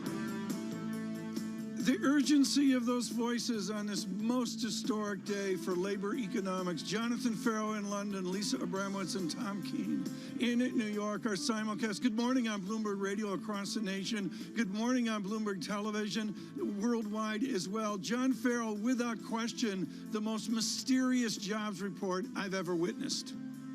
Yeah, Tom, we've talked about the wide range all morning. Let's talk about it again. At the top, 2.4 million. That's the high estimate. At the low, negative 100K. The median, 1.35 million. The story, though, Tom, the pace of the recovery is slowing. The direction is still positive, but the pace of the recovery has decelerated. And I wonder if we see more evidence of that a little bit later this morning. And Lisa Abramowitz, what I've heard in the conversations, and I thought from one of your good questions earlier, is the idea of the shift to the new unemployed. Forget about furlough, forget about all the other language and rationalizations. It's people terminated. Yeah, people are becoming permanently laid off. Initially, it was temporary, which was sort of taking the edge off of a brutal labor market. My question today is going to be, is bad news good news, and is good news bad news? The idea that if we get a worse than expected unemployment report, we'll get more impetus in Washington, D.C. for some sort of fiscal support. If we get better than expected news, that diminishes that urgency, Tom, that many people say is very necessary. And the urgency, and we may get this from Mr. Kudlow with John Farrow later in the morning.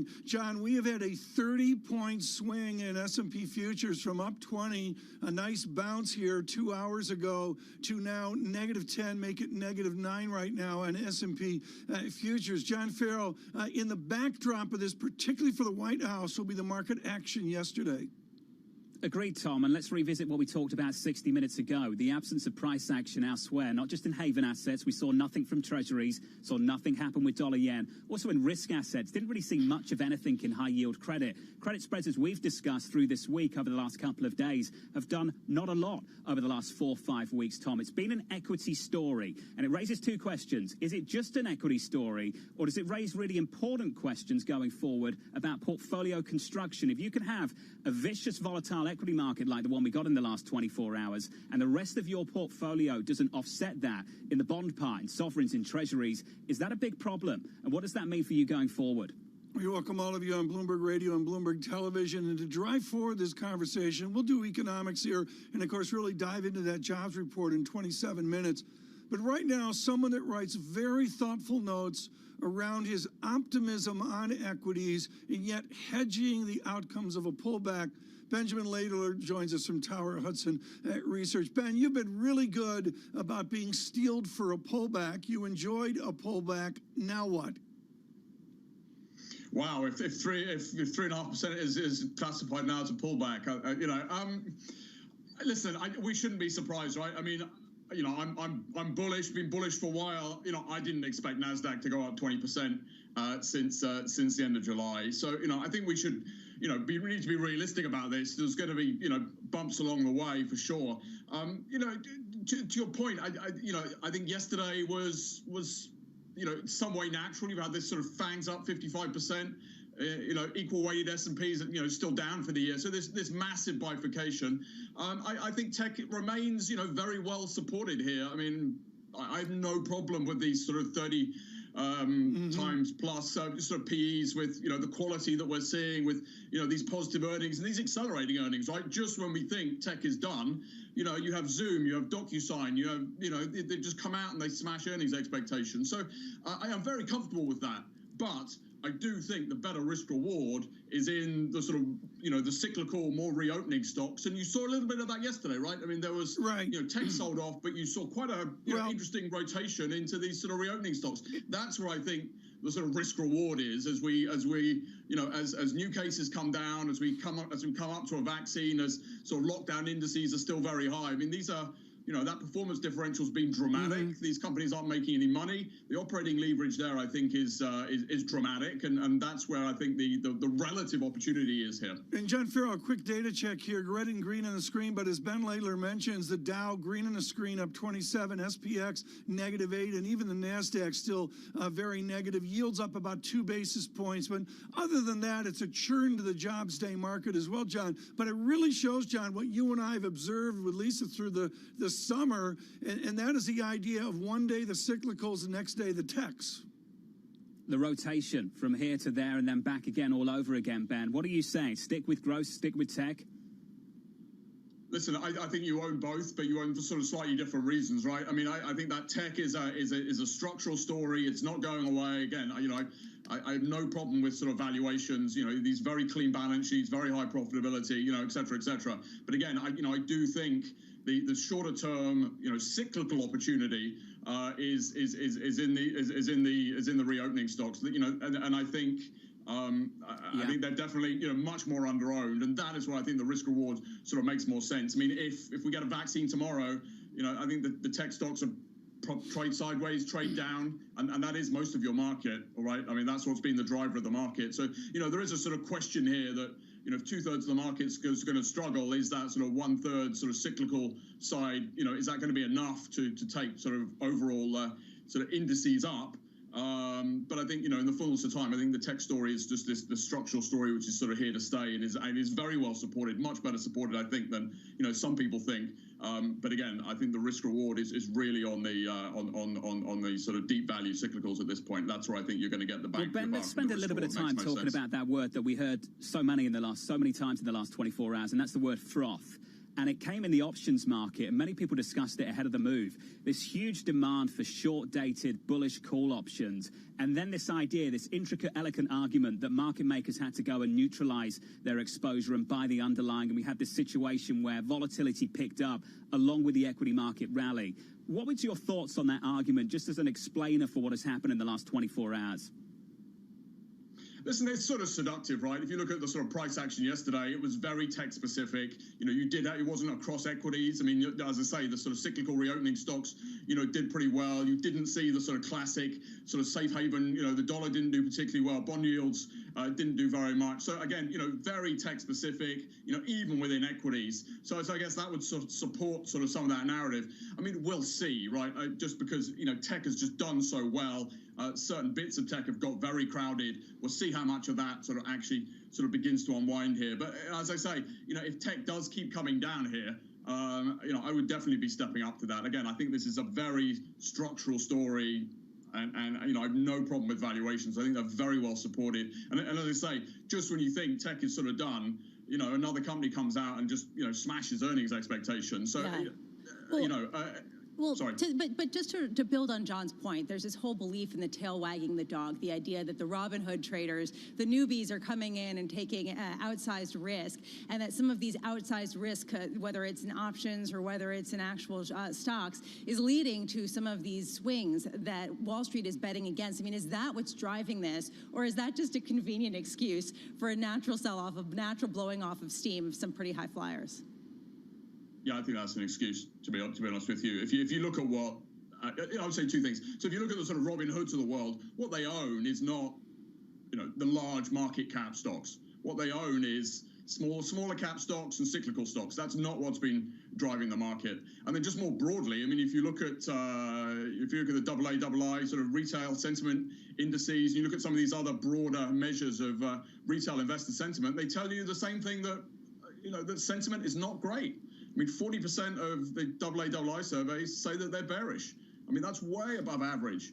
And I think one of the broader supports for this market is actually that people aren't that bullish. Yeah. I think you had 2 weeks of equity inflows in the last 4 months. Okay, so given that, and given John's point about outsized volatility and a pickup in VIX bets, are you waiting? Are you going to sit out and sort of wait for values to fall a bit more on the Amazons and the Apples of the world, or are you buying now? Listen, I think the sort of quality growth, healthcare and tech needs to be the core part of your portfolio. That needs to be anchoring your portfolio. I didn't expect the NASDAQ to go up 20% in, 6 weeks. So, I'd like to see, I'd be comfortable if it came down a little bit more here, but sort of fundamentally, I think that needs to be core of your portfolio. But, going back to what I said earlier, I think the shorter term sort of risk reward here is on the much more cyclical, the sort of reopening, the reopening trade. So we're running a barbell, right now. But again, I think the risk reward is on the reopening stocks. That's where you're getting the operating leverage to all the catalysts which are coming up. And I do think there's a multitude of upside catalysts here, whether it's lower cases or a vaccine, or God forbid we get some extra fiscal stimulus.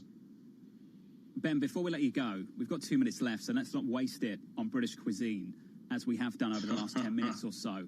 Ben, let's just talk very quickly about something you said moments ago. People aren't bullish. There'll be people that heard that and thought, what on earth is Ben Laidler talking about? Can you explain that, Ben? So we have an index of investor sentiment, which we look at we look at the VIX, we look at put call ratio, we look at fund flows, which I just talked about. We look at the retail investor sentiment, which I also just talked about. You put all that together as a sort of proxy for where sentiment is, and it's almost at contrarian buy levels. The VIX is still above average, as you've seen no equity inflows for nearly for months. The retail investors are still pretty bearish. I mean, we use this as a contrarian signal. It's not telling you. It's not even close to average. This just tells me this has been a big pain trade for a lot of people.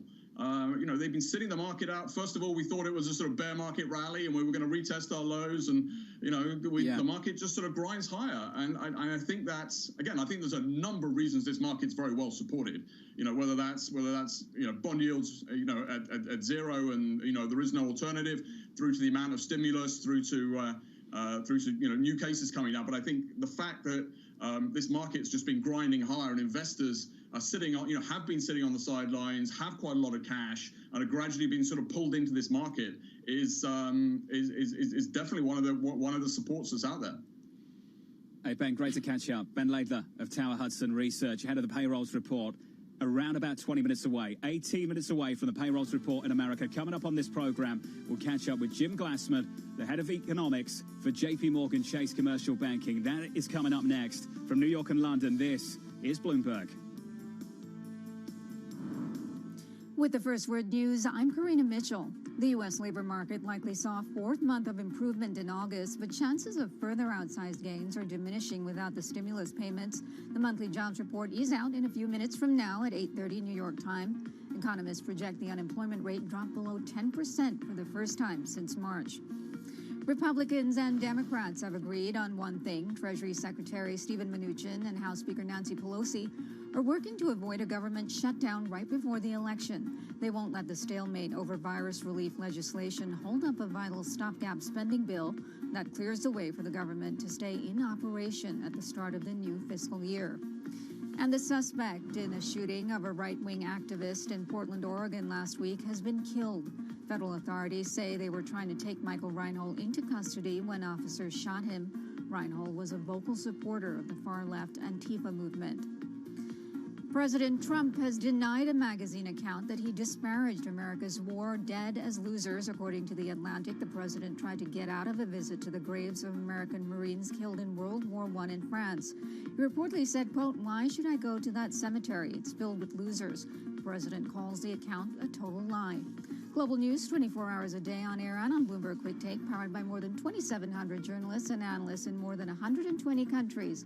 I'm Karina Mitchell. This is Bloomberg.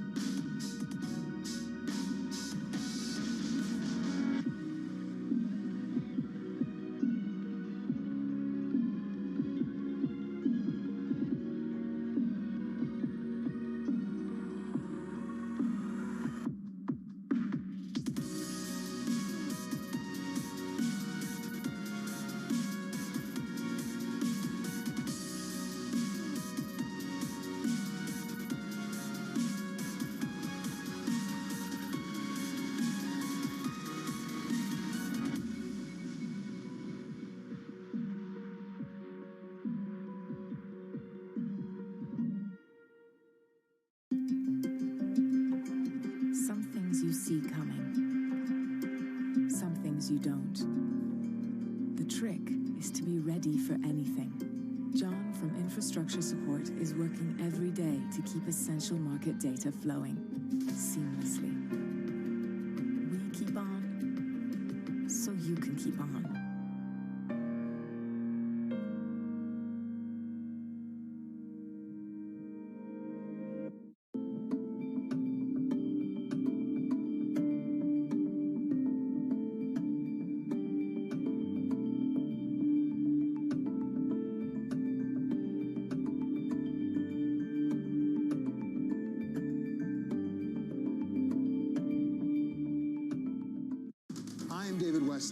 Bloomberg Television is reinventing one of the most most iconic brands in financial television for a new audience. Join me to see the news program for the clever investor. This is Bloomberg Wall Street Week. Europe does, as you say, have some catching up to do on that front. So we are expecting to see a little bit of strength coming through at the start of trade. How long will it last, though? The perennial question.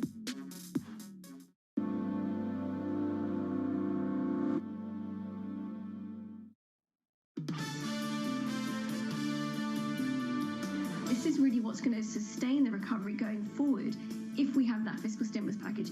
If we don't, then those people who are going to be facing job losses or even facing the risk of job losses, they're the ones that are going to struggle, and there will be an impact further down the line.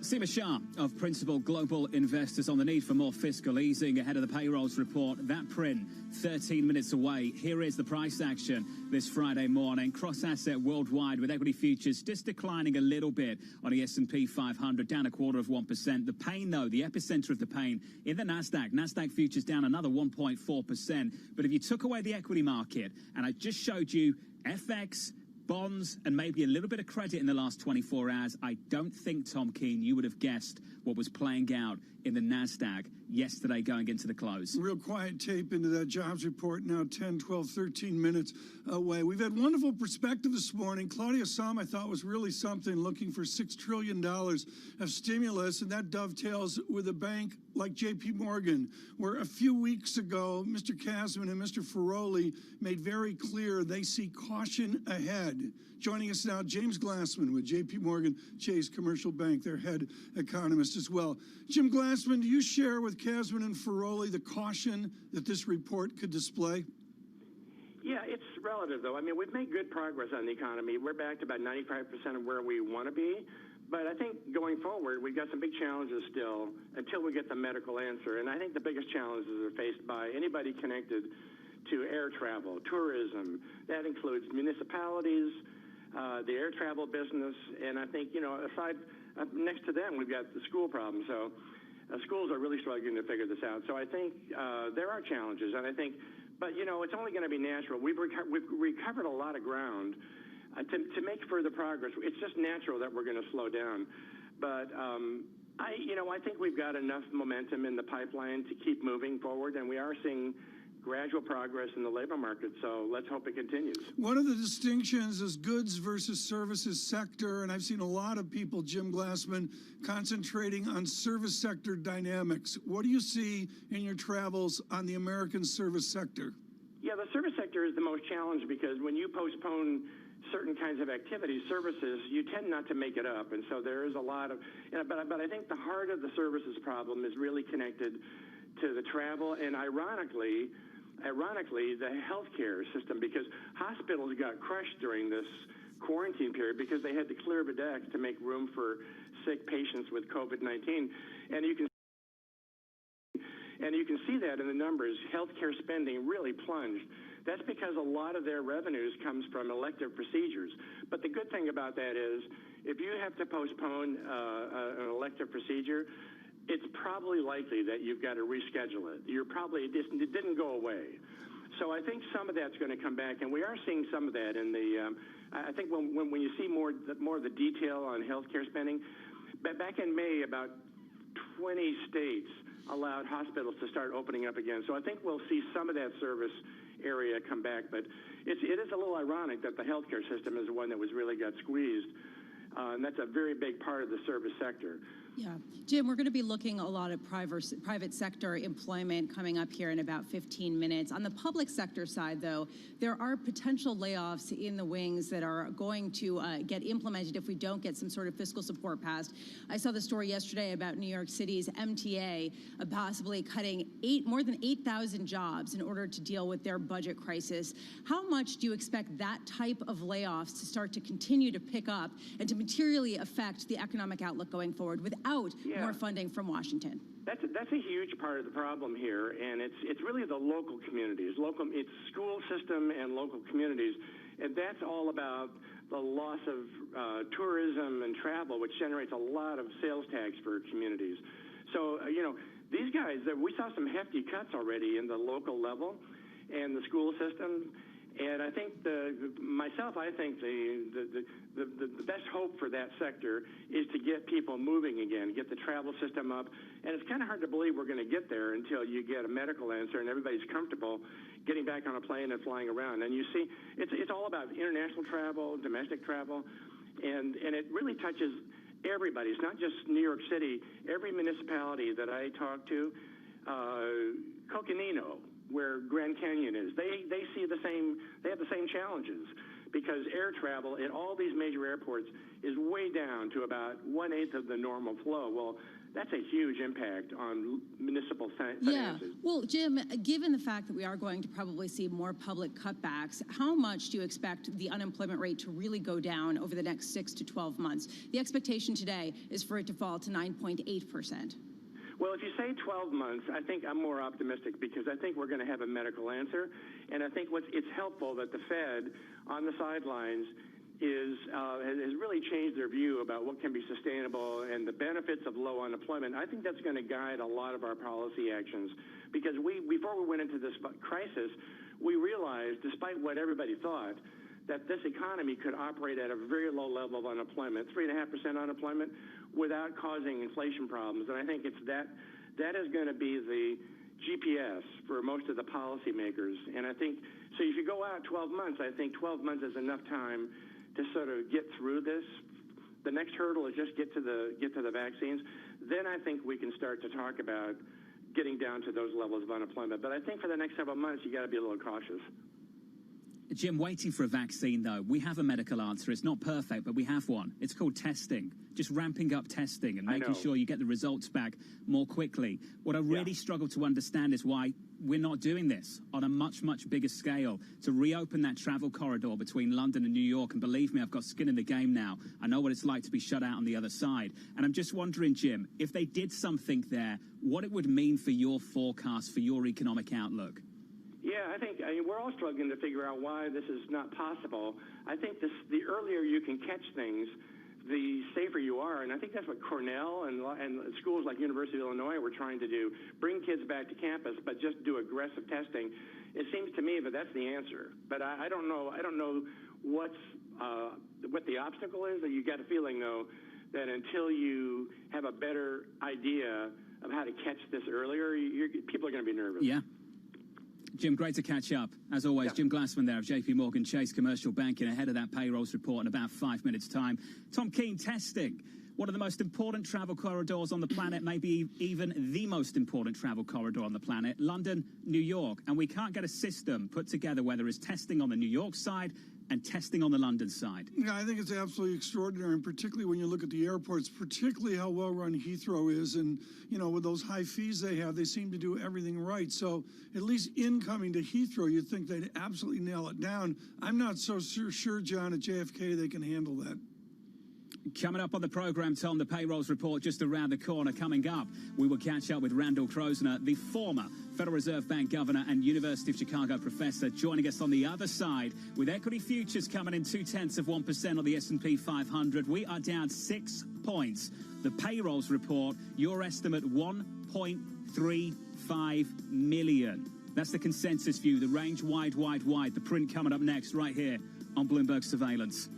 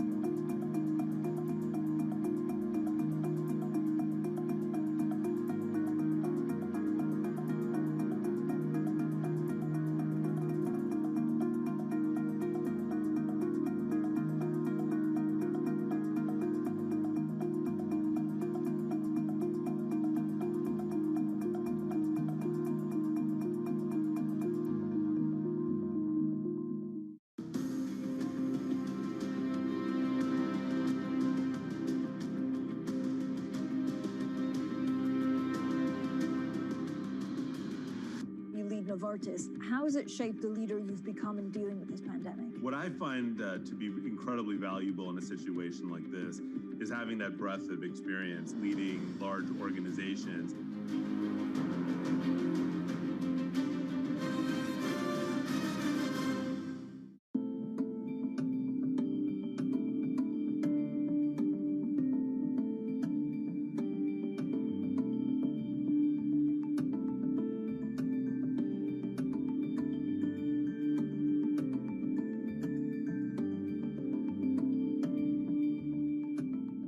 The Boston Symphony Orchestra presents BSO at Home, a collection of concerts, at-home lessons, and behind-the-scenes stories to enjoy while you stay at home. Learn more at bso.org/at-home.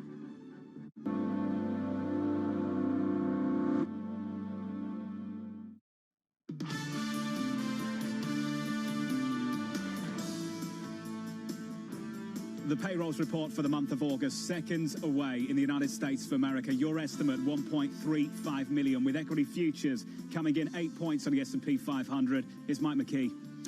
Well, John, the payrolls number is just about bang on with what was estimated, 1.4 million jobs created during the month.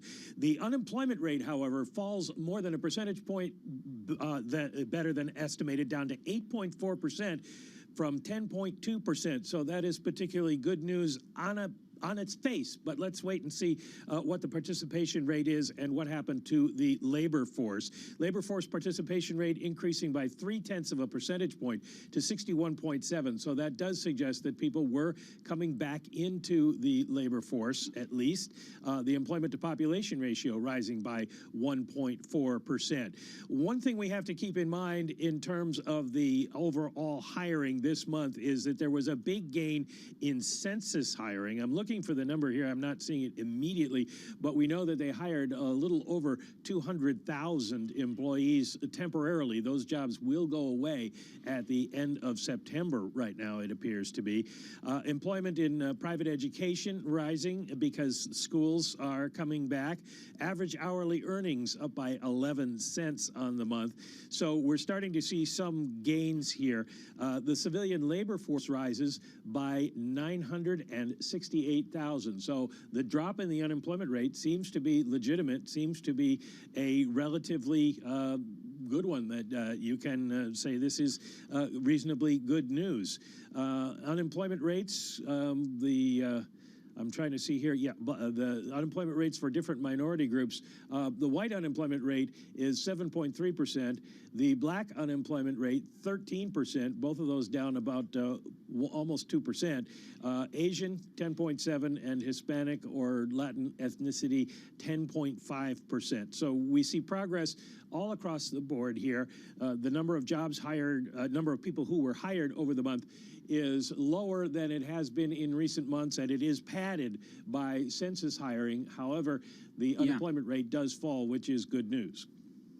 I don't want to sit here and say anything in the high single digits is good news, Mike, but I agree with you. Direction of travel, absolutely brilliant. And I just wonder how many economists find themselves caught a little bit offside here going into year-end. The Federal Reserve has got a year-end unemployment rate of 9.3%, already nicely south of that, Mike. Is it too early to say that maybe many people have been too pessimistic about this labour market recovery? Probably not, in the sense that we have seen better than expected numbers across the board since the month of May, when we first started to get a rebound in place. The only question is, how long does that continue now that the pandemic assistance from Washington has gone away? And we've also seen a whole lot of job cut announcements out there, particularly from big employers, including the airlines. They have to keep people on their payrolls until October 1st because they got loans from the federal government that required it. But they've all announced tens of thousands of layoffs coming then. So it does appear that while we have been too pessimistic maybe so far, there is still reason for caution going forward. If you're just joining us, the jobs report for the United States for August and September, of course, in 30 days could be more challenging as well. Yield lifts, 30-year bond up 4 basis points. 10-year yield comes right back to 0.66% as well, with attendant dollar strength. We see that gold flat. It was up earlier. Oil with a little bit of a bid as well. Futures flat. Michael McKee, what I see through the report within this optimism is median duration really extends out, the length of the unemployed. Does this report, as you look at it at the first glance, does it partition the two Americas that we so much see out there? Well, it does, and I know you were talking about it with Michelle Meyer earlier on the show.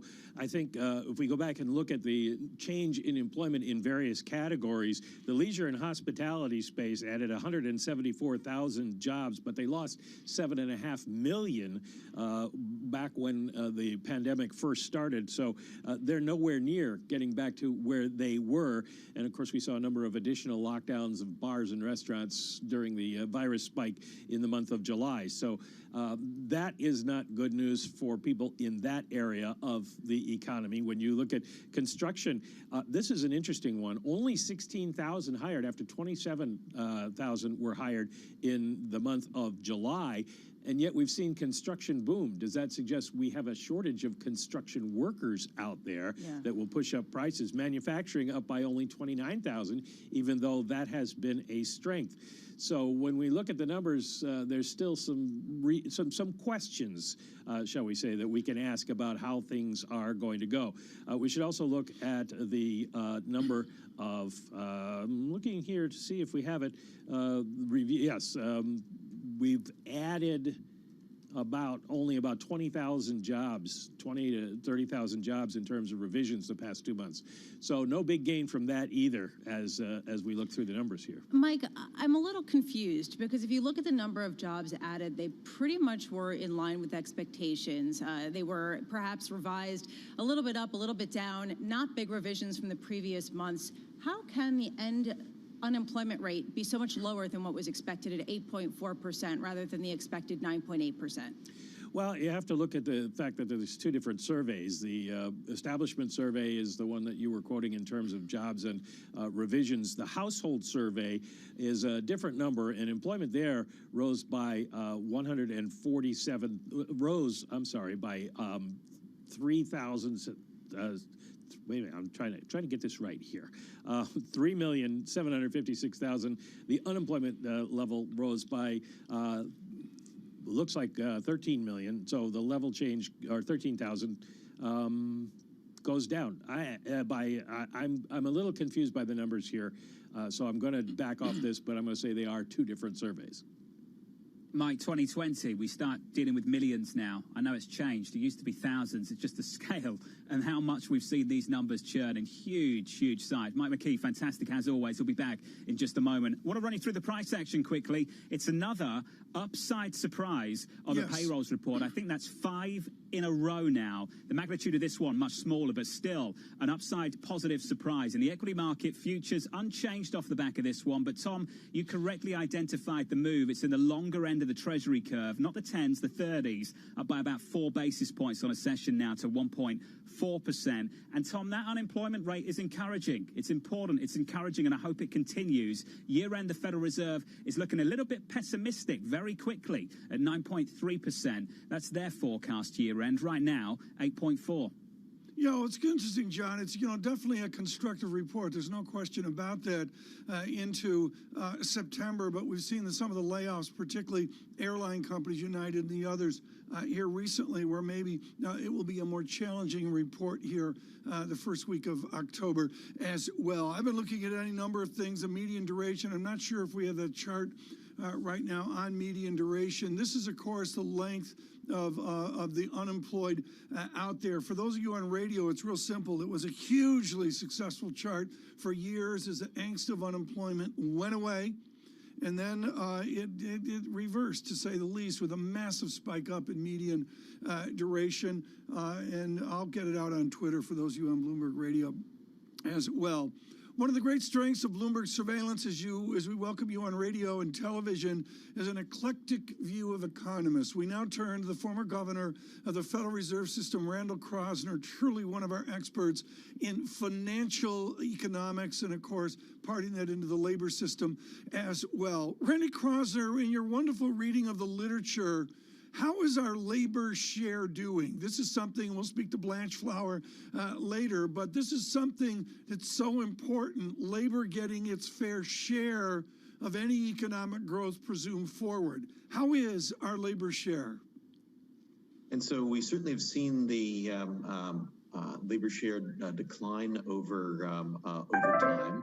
Some of that is due to the way labor is characterized in the data, because of course, if you can make your labor income into capital gains income, you're taxed at a much lower rate. And so there's been a very strong incentive to try to move things into what would have in the old days been called labor income and move into categories that would be called capital income. So that accounts for part of the transition. So just looking right now at where we are in the labor market, given this better than expected print, do you feel like there is momentum perhaps that economists have not accounted for, that they've failed to account for, given the number of positive surprises in a row? Well, I think it's great that we've gotten some positive surprises. I mean, these numbers are of such large magnitudes that it's no surprise that we've never had something exactly like this before, that we're going to have more misses. And so I think we're broadly in the same range of where people thought we would be, that the unemployment rate was going to spike up very significantly initially. Then as the unlock occurs, you're going to have a very major move down that will gradually slow down.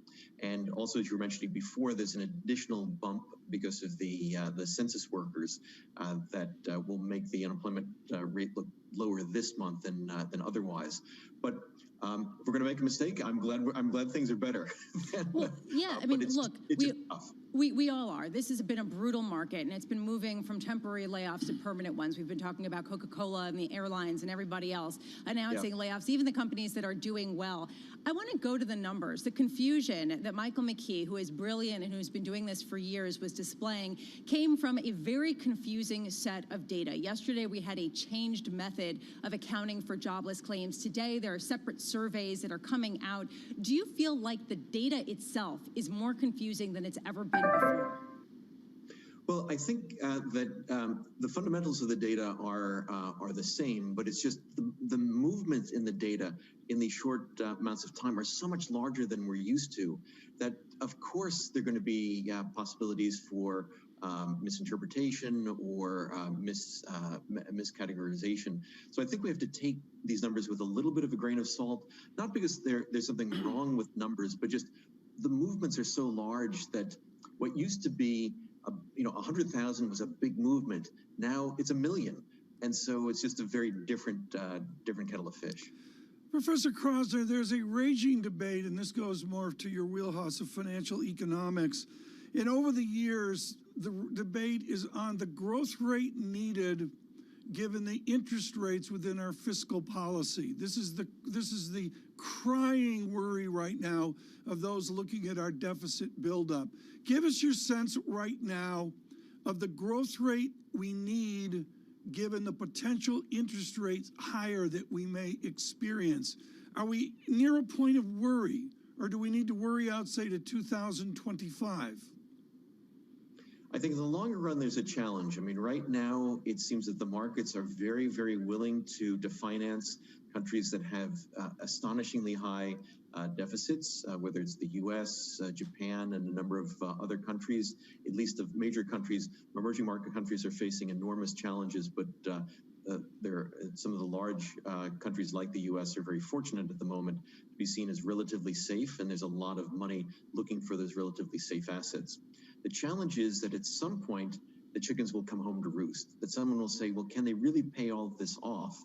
We don't know exactly what will trigger that, but I think we should be worrying about that in the intermediate to longer run. And Professor, the Center on Budget and Policy Priorities, they go back to 1792 and say we have a confidence that the American system has always developed a growth rate over that interest rate glide path, what Peter Orszag would call the glide paths out there. There's a little bit of angst right now that may end. How do you feel about that?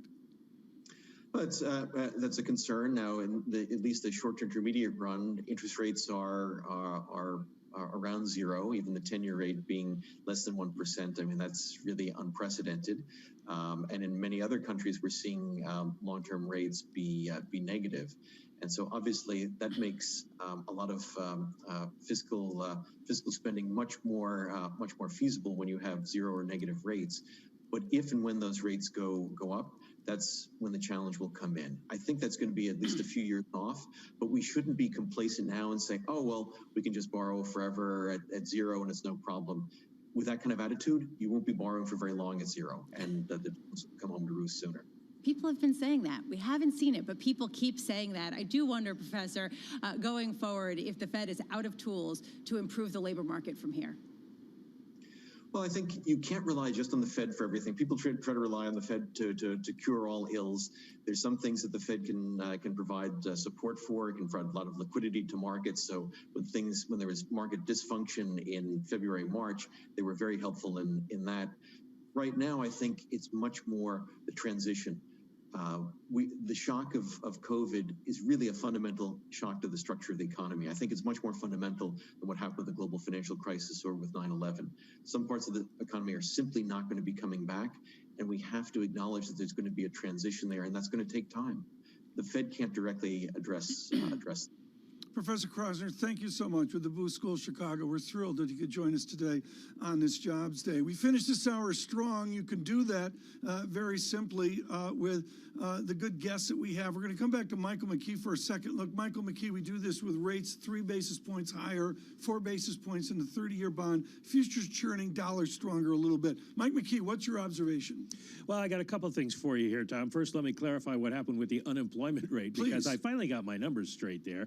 The household survey found 3,756,000 people got jobs, 2,788,000 people lost jobs, and so the unemployment rate falls because the labor force also increased. We have some interesting numbers here in terms of government.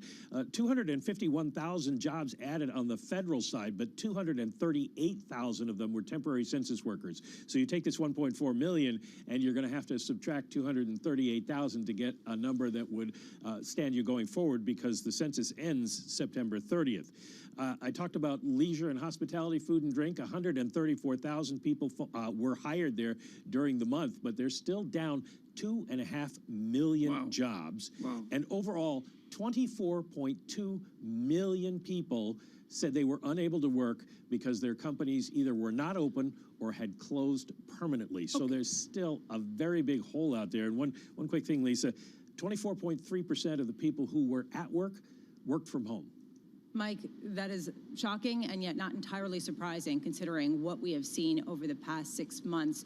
Mike, put this all together. Does that mean that next month, without necessarily the distortion of the census workers, or perhaps it would have to be in October, that we could see the rate go up from 8.4%? Well, we certainly could. We don't know what's going to happen with the virus and other jobs lost or not regained. But you mentioned earlier, a lot of layoffs are coming. They may not hit until October, so it might be November before we see that. But there's definitely a chance that we could see it go back up again. Michael McKee, thank you so much, our international economics and policy correspondent. We say good morning to you on Bloomberg Radio, Bloomberg Television, a simulcast. John Farrell, Lisa Bramwitz, and Tom Keene. And joining us now, as we just spoke with Krasner of the Booth School of Chicago, we now speak with Blanche Flower of Dartmouth College. Danny Blanche Flower, thrilled to have you with us. Danny, I want to go away from the wage dynamic this time around, and I want to go to your important research, moving on from Richard Layard on happiness and age. Our happiness has been shattered in this pandemic. Explain to us the dampening impact of a pandemic on how a society moves forward to the end of that pandemic. Great question. We have evidence around the world. I think there's two big things to it. When we had the lockdown, we had a huge collapse in well-being and happiness around the world of a scale that we've never seen before.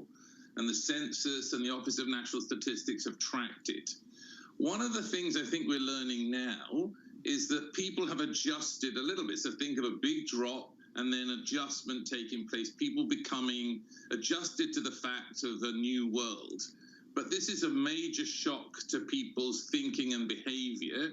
And why it matters to Bloomberg listeners is whether this shock and adaptation tells us that something different is coming down the road. Are there going to be behavioral changes. I was just thinking about what Mike just said. I mean, there are all kinds of things that you can look at as to what's coming. I was looking this morning at Google Trends, and if you just put the word unemployment in, what you see is that actually the thing has started to tick back up again, decline, a big rise as unhappiness, if you like, rose. So people are adapting. They're thinking about what's coming. But I think what you'd see in the data is, I mean, obviously it's a great set of data today, is that people are fearful. And the question is, are they going to take different behavior going forward? But, you know, we've seen a rise in depression and loneliness and all sorts of things. We're seeing them start to adjust back again. But the question is, there's still a big gap, and we've never seen anything like that. Are we ready for our new top line, our new nominal GDP? If we have subdued inflation and we have, let's call it subdued, even pretty good economic growth, as a society, are we ready for that? Well, I think we're potentially ready, but again, this is a huge shock to which people are adjusting. And if you think about saying to your guests or saying to a governor of the Bank of England or to a Fed president, where are we going from here? They're going to have to say to you, Tom, it depends. It depends on the first thing that I just said is, are people going to change their behavior? What's going to happen to this virus? Is a vaccine coming? And then the other thing is, are people confident about what's coming forward? If you've never seen a shock downwards to your happiness like this before, are you going to start thinking in the future, well, it's happened once, maybe it's going to happen again? So yeah, the world has changed, I think, and your previous guest was right to say that, you know, we've never seen anything quite like this before. So forecasting's difficult, Tom. Danny, what's the long-term effect on a potential lost generation? The idea that this 15 to 25-year-old cohort is facing unemployment rates close to 20% and facing a labor market, virtual or otherwise, that's decimated. I think that's probably the most important question. I've been trying to work on. I gave testimony to the Scottish Parliament last week on exactly this point. Think about, so if we're talking about firms, workers being on furlough, workers being on temporary layoff, but a big chunk of kids around the world left school in June. They graduated from college, and we know graduating from college into a bad labor market is tough. But especially think of kids coming out of high school dropouts. And there are huge social consequences to that. We had huge action in the 30s. There was a civilian conservation corps, but nobody's actually really taking much action for these kids. And I think this is going to be a really stored up huge problem for us. We tried to tackle it in the 80s. It kind of went away. But I think that's going to be the number one problem going forward. What are we going to do about these young people? Are we going to give them a sense of hope or impose hopelessness on them? What are we going to do about them by November? Yeah, especially given the fact that we are facing a backdrop of people not being able to socialize and depression and a whole host of other emotional issues. Nonetheless, there are no jobs. The entry-level jobs have often been in the services sectors, whether it's to go work behind the counter at Budget to give people rental cars or at airplanes or whatever it is, or in your local coffee shop. What jobs are going to replace those?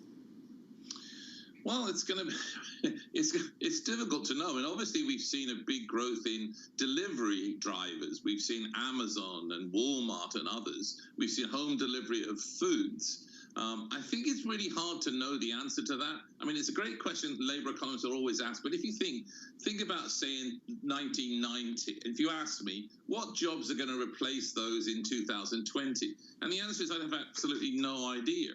So I think the markets will sort of fix these things. But I think, you know, we're going to have to basically help people through this transition. And the fact that stimulus stopped at the end of July in the United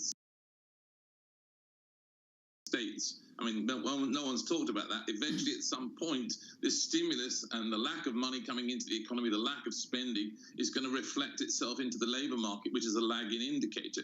So it's, you know, these are tough ones, but I think going forward, it's going to be hard to see what young people will do unless we do something dramatically for them. Professor Blanchflower, one final question. Claudia Sahm joined us earlier this morning, always controversial. I will label her a liberal economist.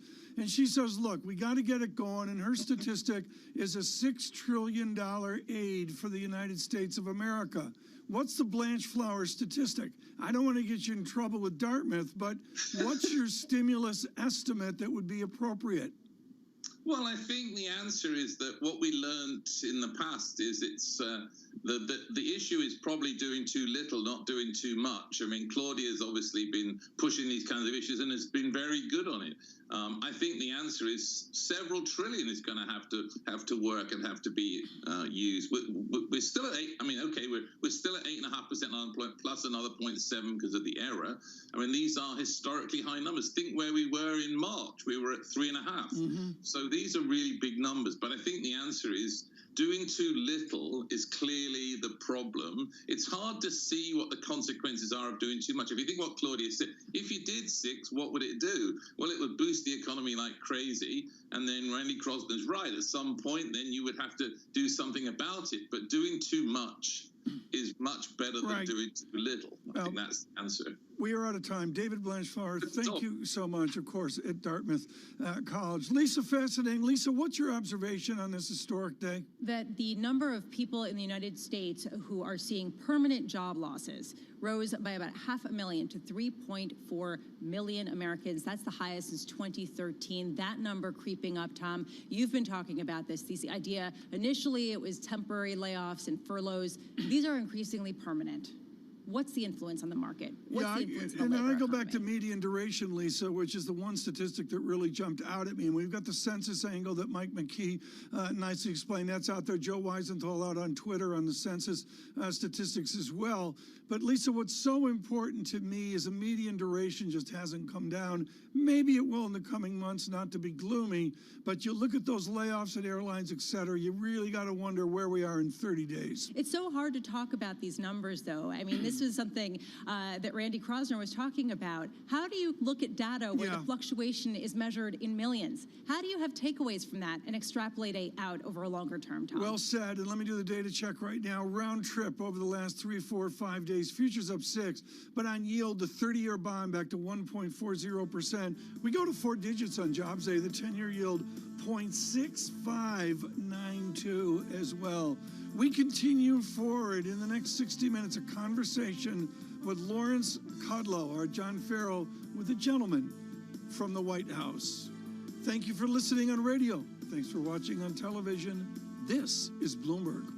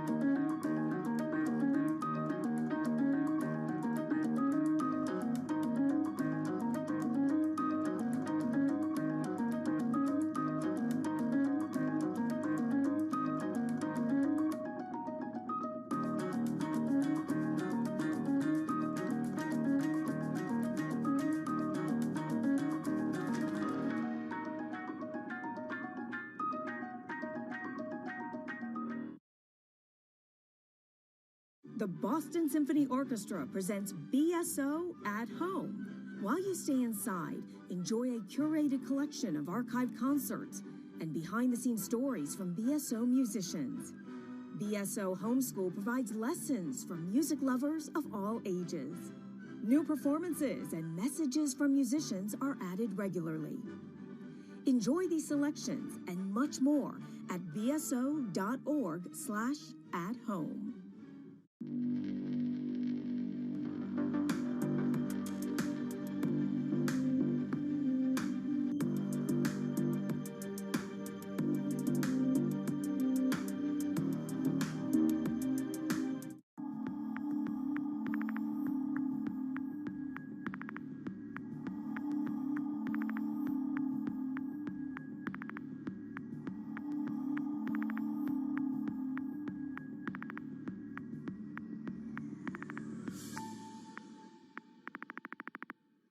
Give you a sense of the real-time action. The 10-year yield tumbling now 11 basis points, so continuing in this knee-jerk risk-off feel.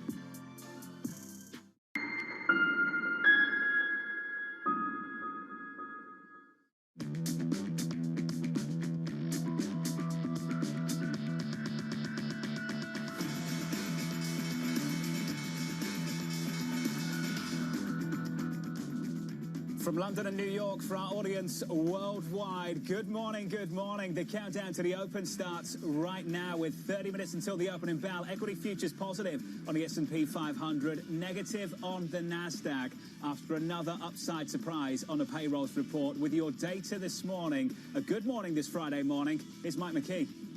Well, John, the sweepstakes winner today, the consensus forecast for economists, 1,371,000 jobs were created in the month of August, actually restored, let's not say created.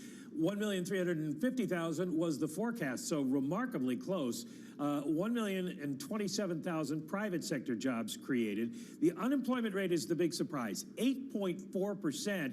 It had been 10.2%, and economists expected it to fall only to 9.8%. What happened? 3,756,000 people got jobs, according to the household survey, while 2,788,000 lost jobs. So fewer people lost jobs than got jobs. So that was good news for the unemployment rate. Average hourly earnings up 0.4, but the annual rate only 4.7%. That drops a little bit as more lower paid workers come back to work. We can also tell you that this number is inflated, the number of total jobs, by 238,000 census workers who were hired temporarily during the month of August. The census is going to be cut short this year by the Trump administration, so these people should start losing their jobs at the end of September, and that will weigh on numbers going forward. Some of the key areas that you want to look at, 134,000 food and drink workers went back to jobs, but they're still down 2.5 million. As a matter of fact, 24.2 million people, according to the Census Bureau, to the Bureau of Labor Statistics, rather, say they are unable to get jobs again because there are not enough jobs out there. Their companies have not reopened or are closed permanently. And the other thing looking at in terms of this is the number of people who have reported that they totally lost their jobs. They are permanent job losers, now up to 3.4 million, and there are still 6 million who are on temporary work. So it's good news on the top line and reasonably good news throughout, but there are some black clouds on the horizon we have to keep an eye on. Mike, where do you think this leaves the forecast, especially at places like the Federal Reserve at the moment, who are looking for something north of 9% going into year-end, and an unemployment rate right now comfortably below 9% at 8.4? How do you think they're digesting this figure this morning? Well, I think they're going to be very cautious about it, John, because as we were talking about in the last hour of surveillance, there are a lot of companies which have announced permanent layoffs coming up, particularly in the airlines, who have to keep their workers on payrolls because they took government loans that required it until October 1st.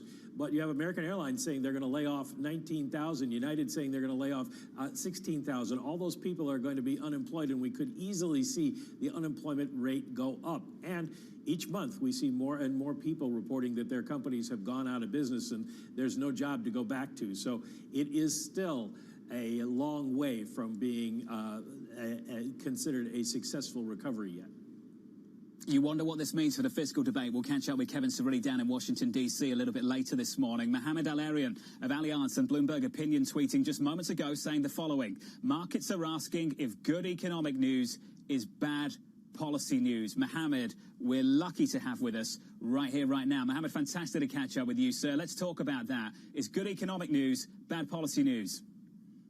So we'll find out.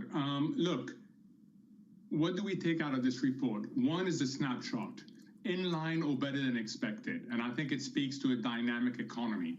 Two is the context remains really challenging. Let's not forget, around 10 million people still haven't found jobs.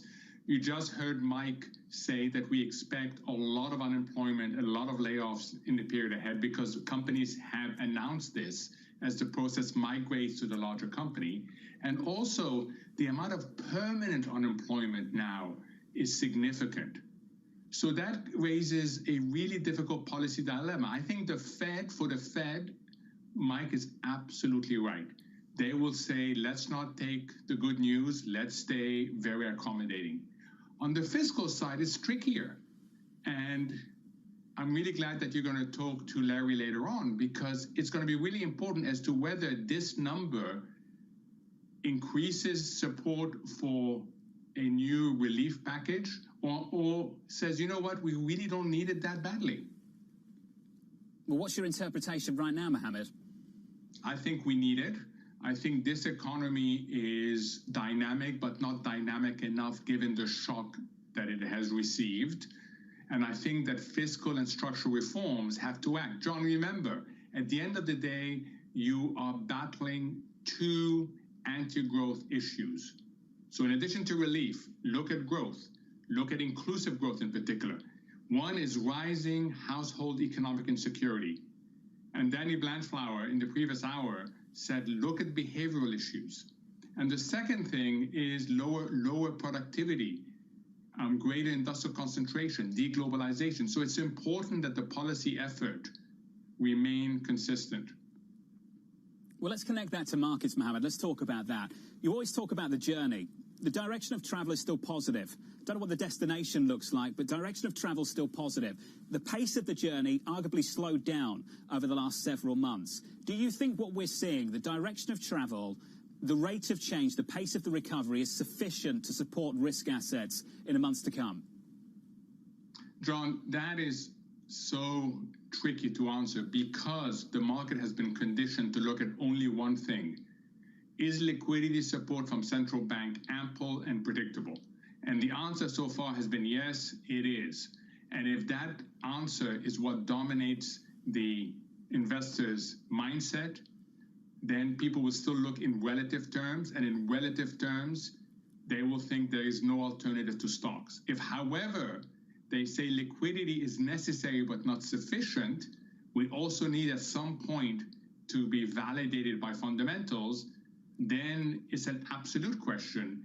And in my view, you're not being paid enough either on stocks or on high yield bonds or on certain other risk assets to underwrite the fundamental risk. So ultimately, what you're asking me is, will market conditioning change? And I really don't know how to answer that question.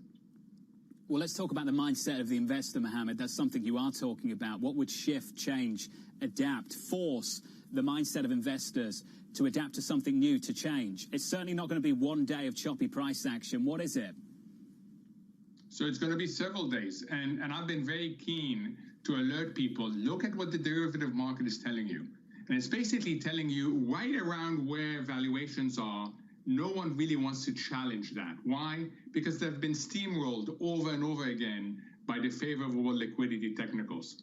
But if you look at what's happening beyond that, you see two really important behaviors. One is that the professional investors who are afraid of missing out are shifting from buying stocks outright to calls, which means that the people who are buying to hedge those calls are much more short-term participants. So it makes the upside less robust, if you like. And then look at what's happening at the other tail.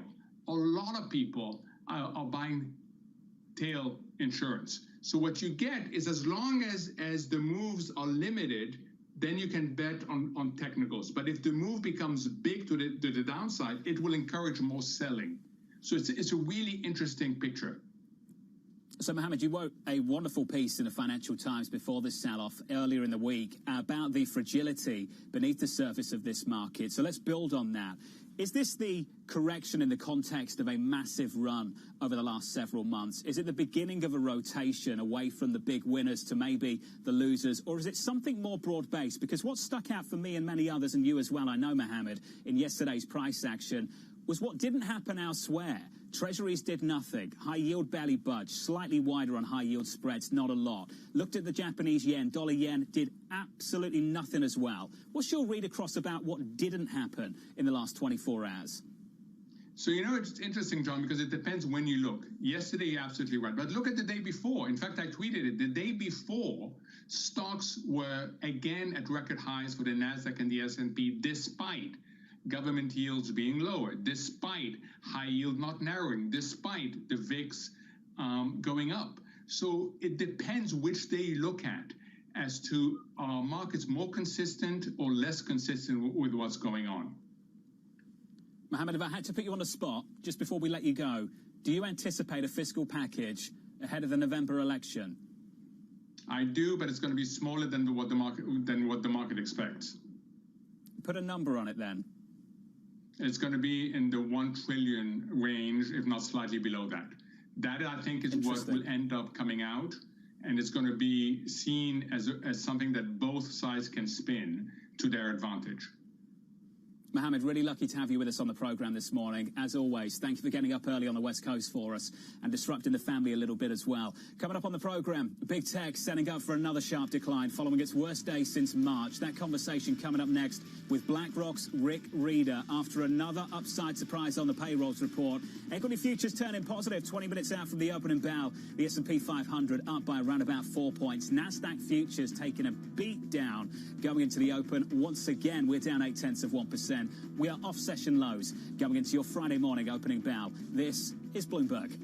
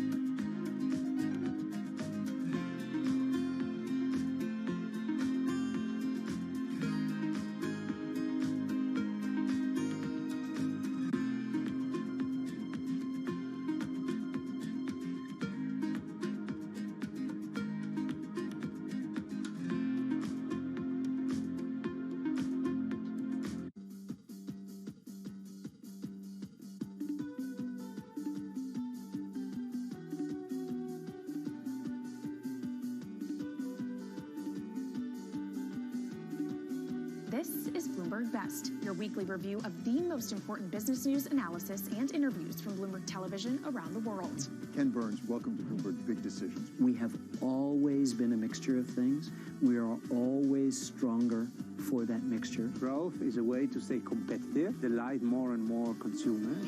Welcome to the Best of Bloomberg Technology. I'm Emily Chang. They've moved the needle by acknowledging that they have to monitor the content.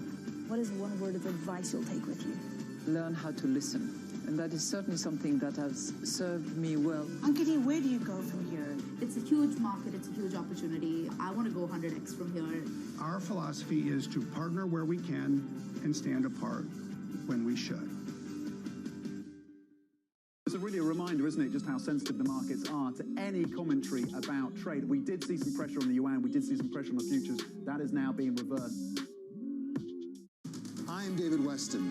Bloomberg Television is reinventing one of the most iconic brands in financial television for a new audience. Join me to see the news program for the clever investor. This is Bloomberg Wall Street Week.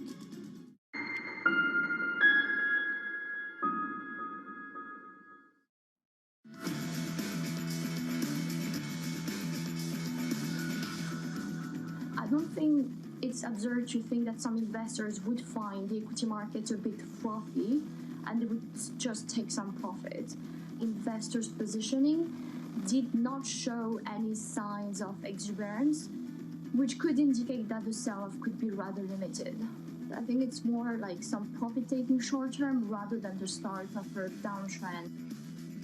SocGen's global strategist suggesting that the tech sell-off was likely investors cashing in on an overheated rally. The muted moves in haven assets potentially supporting that thesis. For more, at the market desk is Bloomberg's Katie Lyons. Well, John, you don't need me to tell you that yesterday was very, very ugly. The worst day for the three major averages since all the way back in June. And for technology in particular, the worst day since the depths of the bear market back in March. The sell-off was really almost entirely tech-driven, John. The S&P 500 lost 125 points yesterday. 51 of those points were from losses in just 6 tech names: Apple, Microsoft, Amazon, Nvidia, Facebook, and Alphabet. They alone were responsible for 40% of the decline. And you can see that show up in the fact that the equal weighted S&P, which gives the same weight to a stock like Apple as a stock like Under Armour, only fell 2.4% relative to the 3.5% decline in the market weighted index. So why did so much weight come off big tech yesterday? Well, the likely answer is we've just rallied so far, so fast, and we are very, very richly valued. We have to keep in mind that the tech index in the past 6 months has had the biggest gain in a decade, as we can see here at GTV Go. So it looks like this is more some profit taking some froth coming off the top. And that is evidenced by the fact that you didn't really see the risk-off tone showing up anywhere else other than equities. All those traditional haven assets we would think money usually flows into when investors are selling stocks barely got a bid. The U.S. 10-year yield was only down 1 basis point yesterday. Gold fell by 0.4%. The dollar weakened, and the yen basically ended the day flat, went nowhere. None of those moves signal investors looking for safety. What it does signal, perhaps, is just an overheated equity market, and tech shares overheated in particular, John. Kelly Lyons, thank you. BlackRock's Rick Reeder joining us now to weigh in, not just on the price action of the last 24 hours, but also on the economic data from 45 minutes ago. Rick, fantastic to catch up with you, sir. Let's start with the payrolls report, then get to the price action, shall we? Your initial reaction, please, Rick. Impressed, to say the least. I mean, when you look at the household survey, which obviously drives some of that unemployment rate, to grow that many jobs, over 3 million jobs, well over 3 million jobs, is a pretty extraordinary number. And I think it's, quite frankly, representative of an economy that continues to come back, is operating at a strong level. But Jonathan, I mean, you have to believe, and I thought you'd start to see some leveling off of that rate of improvement. This number was impressive, and you know, if you build this onto what we saw in terms of same-store sales this week, what you see in some of the railroad loadings data, trucking data, economy's operating at a good level. My sense is if you don't get a fiscal stimulus, it will level off from here. But today's number was jaw-dropping, I actually think. Well, let's talk about that, Rick, because a month ago, I brought this up a couple of times this morning, a month ago we were talking about the prospect of a negative print in payrolls. Didn't happen. We talked about a severe deceleration in the pace of the recovery. Not seeing much evidence of that. The pace has slowed, but not severely. I'm just wondering from your perspective how self-sustaining this recovery could be from here if we don't get that action down in Washington. So I do think you need that action down in Washington. The way Mohammed described it is right. I think it'll probably be a smaller deal, but you have to believe you get something. And I do think you need it. Listen, there are some areas, and you talked about earlier on the show, around certainly airlines. But by the way, in this report, if you look at the travel, leisure, et cetera, it's still pretty impressive how it's coming back. That being said, to count on, there are a number of businesses that are closing, not just temporarily, whether it's some of the big box retailing, whether it's restaurants. So there's going to be, I mean, we're going to reach a point, and you think about where we were at the beginning of the year, where the unemployment rate was, we're not going back there. And you do need more stimulus. You need the Fed that's going to stay easy to keep the economy moving forward. Rick, put the market view together with the economic view at the moment. The last 24 hours, phenomenal in the equity market, and a bit of a snooze elsewhere outside of tech stocks. What did you make of that, Rick? Phenomenal. It's like you say, I thought Kelly described it incredibly well. Jonathan, I don't think in my career I've seen the last few days, the froth pre-yesterday, the froth in the market, what people were paying for call options in huge size after the market had just run up. How much are we up off the lows? 50%? I mean, the amount of exuberance, particularly around some of those big tech names, was overdone. I mean, it was just overdone. And the valuation, some of these companies, actually, we've argued on your show many times, technology is the future, and you know, some of these companies are driving real free cash flow growth. But boy, I think the market got ahead of itself and then recalibrated. I think it's healthy what it did yesterday. I still like technology. I think some of these big names, though, where you've had incredible buying, and by the way you described it earlier, volatility is high. People are paying incredibly high prices to buy those call options at these levels. That just was bizarre to me, and it needed to recalibrate. Do you think the fact that we didn't see price action elsewhere, Rick, raises some important questions about the 60-40 portfolio and just portfolio construction in general? I can't believe you asked that question, Jonathan. I mean, that is the most important question and issue today. And like you said, when you think about portfolio construction today, you think about, like you said, the Treasury market didn't move a lot. Most of the markets did. Look at currencies, didn't really move a lot. This was froth that had built up in the equity market and then recalibration down. Now, though, what you have to think about, and part of my comment about why people buy so many call options, I think you have to think about your portfolio differently. I still think the equity market's going to go higher. That being said, I do think you've got to think about, okay, how does your balance in your portfolio change? Because you can't count on treasuries to rally alongside of a falling equity market. I think it means you do have to have a bit more equity in the portfolio than you've had historically, but we view it as running more of a barbell. Build some income in the portfolio. Don't have so much what is traditional interest rate sensitivity, because it's just not going to do a lot for you today. But be cognizant of how much, particularly days like yesterday, how much concentrated equity you have. But you got to think about, what are your hedges? When volatility's high, it's a hard hedge. When treasuries are rich and the treasury's going to issue a lot of debt, that's a hard hedge. I'm saying you got to be pragmatic about the risk you take and the cash. People should hold more cash than they have historically, because when real rates in treasuries are negative, so negative 100, cash is a good asset to hold. Rick, what you're talking about, though, is critical. If you look at the 60-40 portfolio and you assume, and it's a big assumption to make, but an assumption nevertheless that many people are making, that treasuries can't rally much in the next equity drawdown, do you have to, adjust your return assumptions lower for the foreseeable future, or do you have to adjust your risk tolerance and just take on more risk to generate those returns? How do you view that question, Rick? I mean, it's what everybody's wrestling with as usual. You got the exact heart of the issue. But what everybody's wrestling with today, and I think that the only way to do it, I don't think treasuries can be the same component of the portfolio they've been before. So I think what you've got to do is, maybe you take a bit more risk. You've got a Fed that's helping. You've got a fiscal stimulus that's helping. And take a bit more beta risk. But I don't want to concentrate it. I need to diversify it a bit more. But then I need to build income in the portfolio where I can get it. I actually think credit markets are still okay. But I think you have to take a little bit more risk. So the high-quality credit, high-quality mortgages are not cheap anymore at all. So you take a little bit more risk, but hold more cash in the portfolio. So you're running what is still a stable portfolio. But you've got, to get the return, you've got to try and generate it through taking some risk assets on board, but making sure you're diversifying, you're holding cash. Things like gold make sense in a portfolio today. But like you say, it's a different construct than we were a year ago, 2 years ago. People have to think about portfolio construction really differently in this environment. Rick, do you think that leads to a higher vol market regime for the years to come? Yes. Yeah, I think it has to, because you watch what people today, this fear of missing out is driving people, and if they miss a return, that drives people, and I guess I got to get on board the train. I got to get on board the train, and then all of a sudden everybody's on board the train, and it goes the other way. I think you got to be careful about how you use how you think about volatility. And by the way, the liquidity in the market was not good. Now this is Labor Day, the week before Labor Day, so you have to build some of that in, but you got to think about that how you manage your risk and how you think about it in environments like this. We're not going back to the volatility we saw at the beginning of this year anytime soon. Hey, Rick, really important conversation, really important questions that you and I need to explore in the months and years to come. Rick, great to catch up, sir, as always. Enjoy the long weekend, won't you?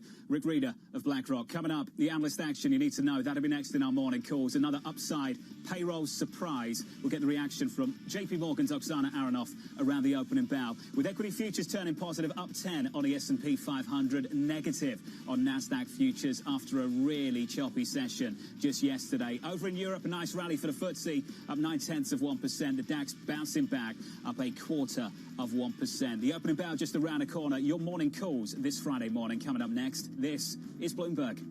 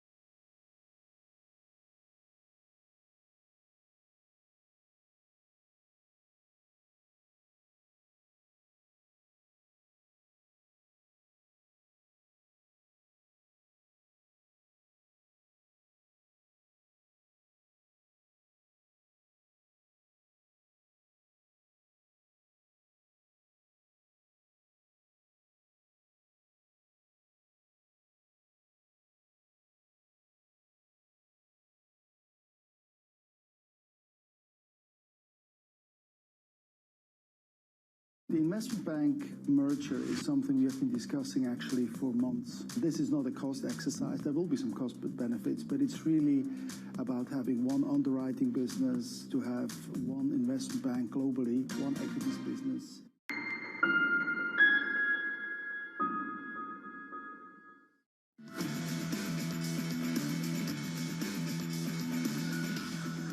A very welcome payroll surprise, an upside surprise, a positive surprise on a payrolls report in America, taking equity futures higher by 10 points on the S&P, up by 1/3%, and a really nice move lower on the unemployment rate. The reaction from the White House with Larry Kudlow coming up in around about 30 minutes' time on Bloomberg TV and Bloomberg Radio. Let's get you some morning calls, shall we? A look at some of the analyst recommendations on Wall Street this morning. First up, Morgan Stanley raising its PVH price target up to 87 following earnings. The analyst saying the results highlight the strength of the company's brand as well as its international operations. Next up, Citigroup downgrading Lululemon to neutral, a $400 price target. The analyst citing the stock's valuation, saying shares now appear to be priced to perfection. That stock is negative a little more than 1% ahead of the opening bell. And your third and final call, Bank of America downgrading Wayfair to neutral, a $330 price target. The analyst saying expectations are too high amid signs of slowing revenue growth. That stock is down a little more than 2% going into the opening bell. Coming up around the opening bell, big tech setting up for another down day following its biggest decline since March. That conversation coming up next with JP Morgan's Oksana Aronoff on the equity market price action and the moves in fixed income and credit markets as well. That is up next this Friday morning on Bloomberg TV.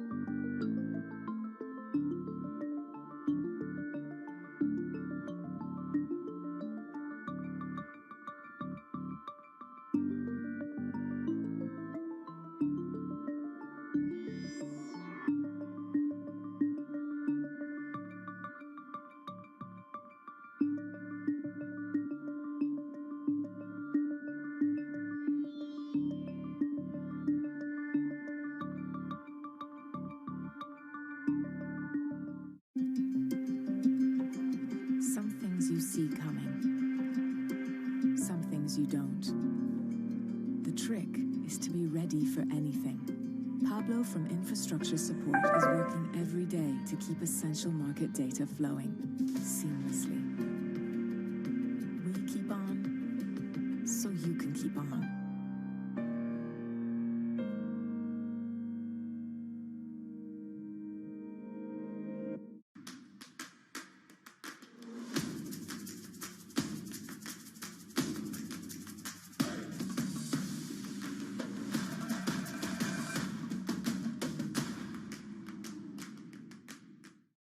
Does, as you say, have some catching up to do on that front. So we are expecting to see a little bit of strength coming through at the start of trade. How long will it last, though? The perennial question.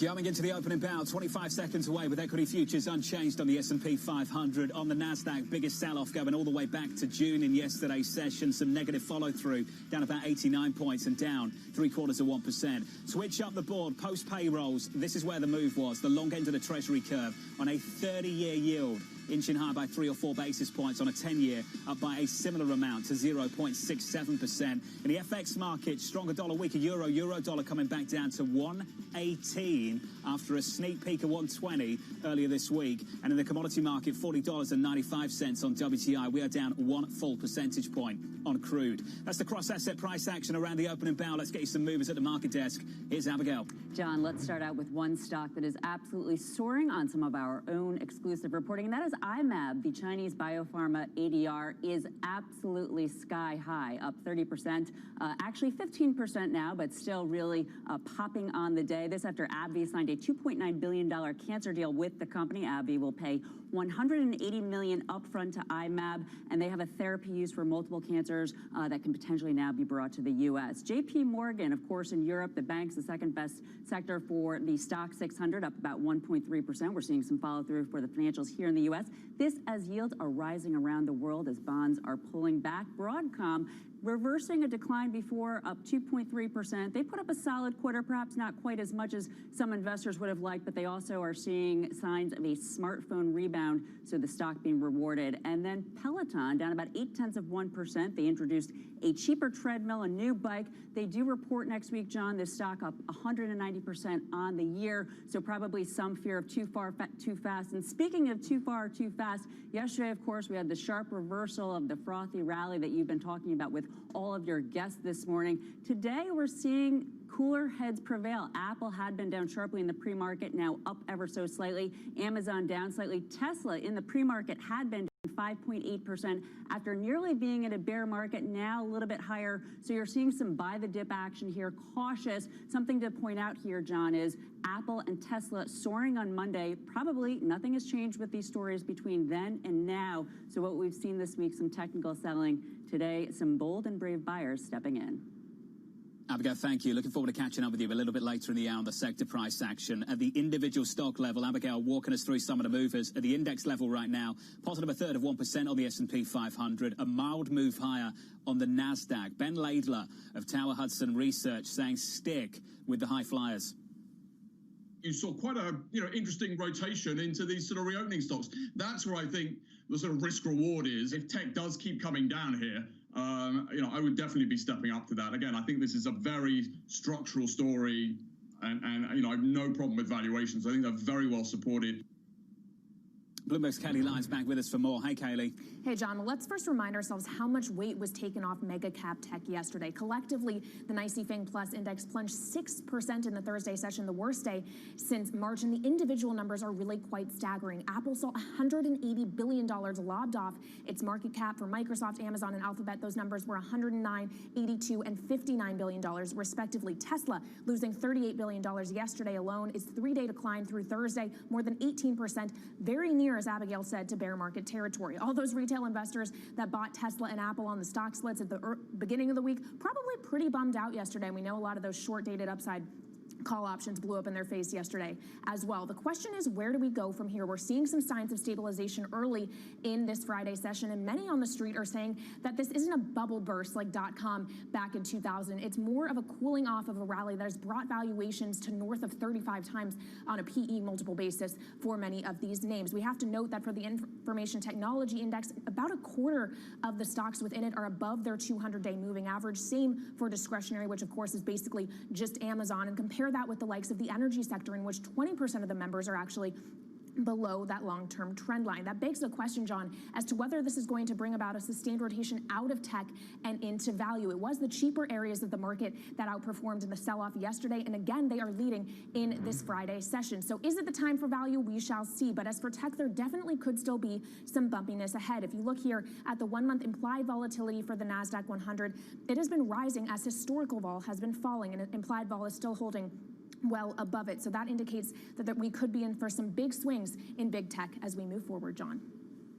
Kelly, thank you. As Kelly points out, a financials top of the pile on top this morning, advancing by 1.3% on the S&P. The index advancing about 0.5%. Middle of the pack is information technology. Joining us now is Oksana Aronoff, JP Morgan Asset Management Alternative Fixed Income Strategist. Oksana, fantastic to catch up with you. Last time you and I spoke, you said investors were locked into a collective hallucination. I'm just wondering, any signs of it breaking?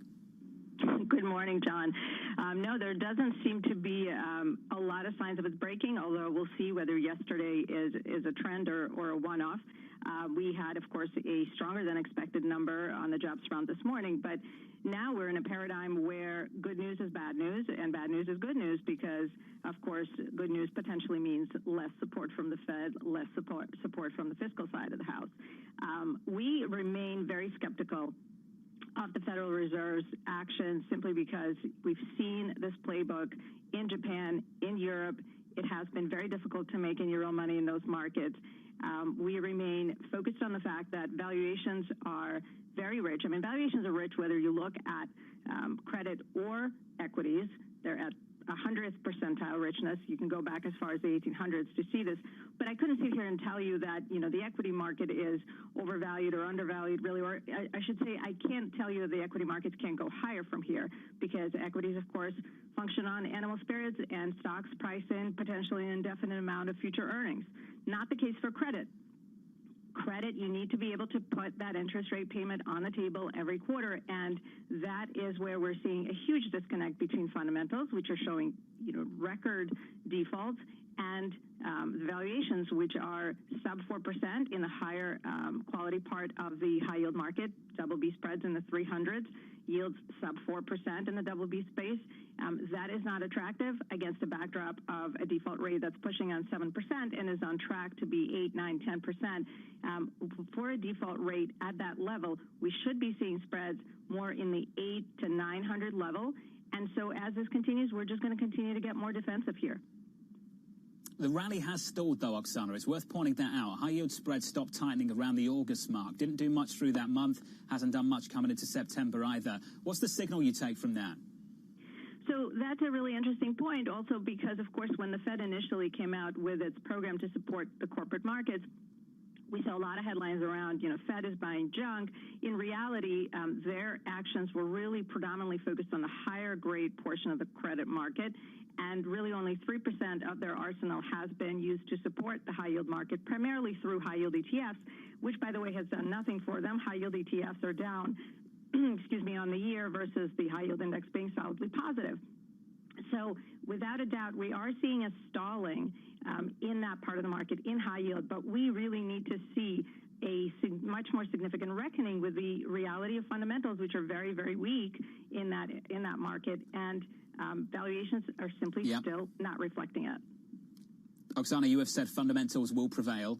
You've said that we'll have a difficult second half. You've said you're defensive. I'm just wondering where you are positioned at the moment.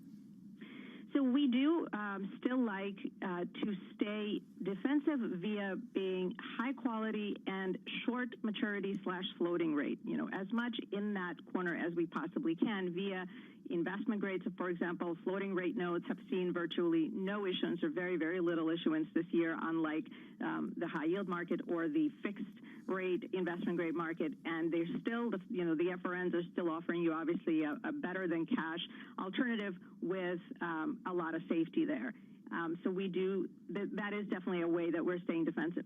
We continue to like the residential housing market. I mean, it's not going to be without its issues, but you had a significant shortage of supply coming into this volatility episode for the markets, right? And now you are seeing demand from consumers looking to flee big cities for the suburbs, and generally the housing market has continued to stay strong. Again, it's not going to be without its problems as consumers face higher levels of unemployment, but borrowers have seen a significant amount of equity, home equity created over the last 10, 12 years, and so they're generally in better shape to continue paying their mortgages. And to the extent that we can find mortgage credit opportunities that are not married to the interest rate environment as much as they are to the actual underlying fundamentals of the borrower, we do like that part of the market.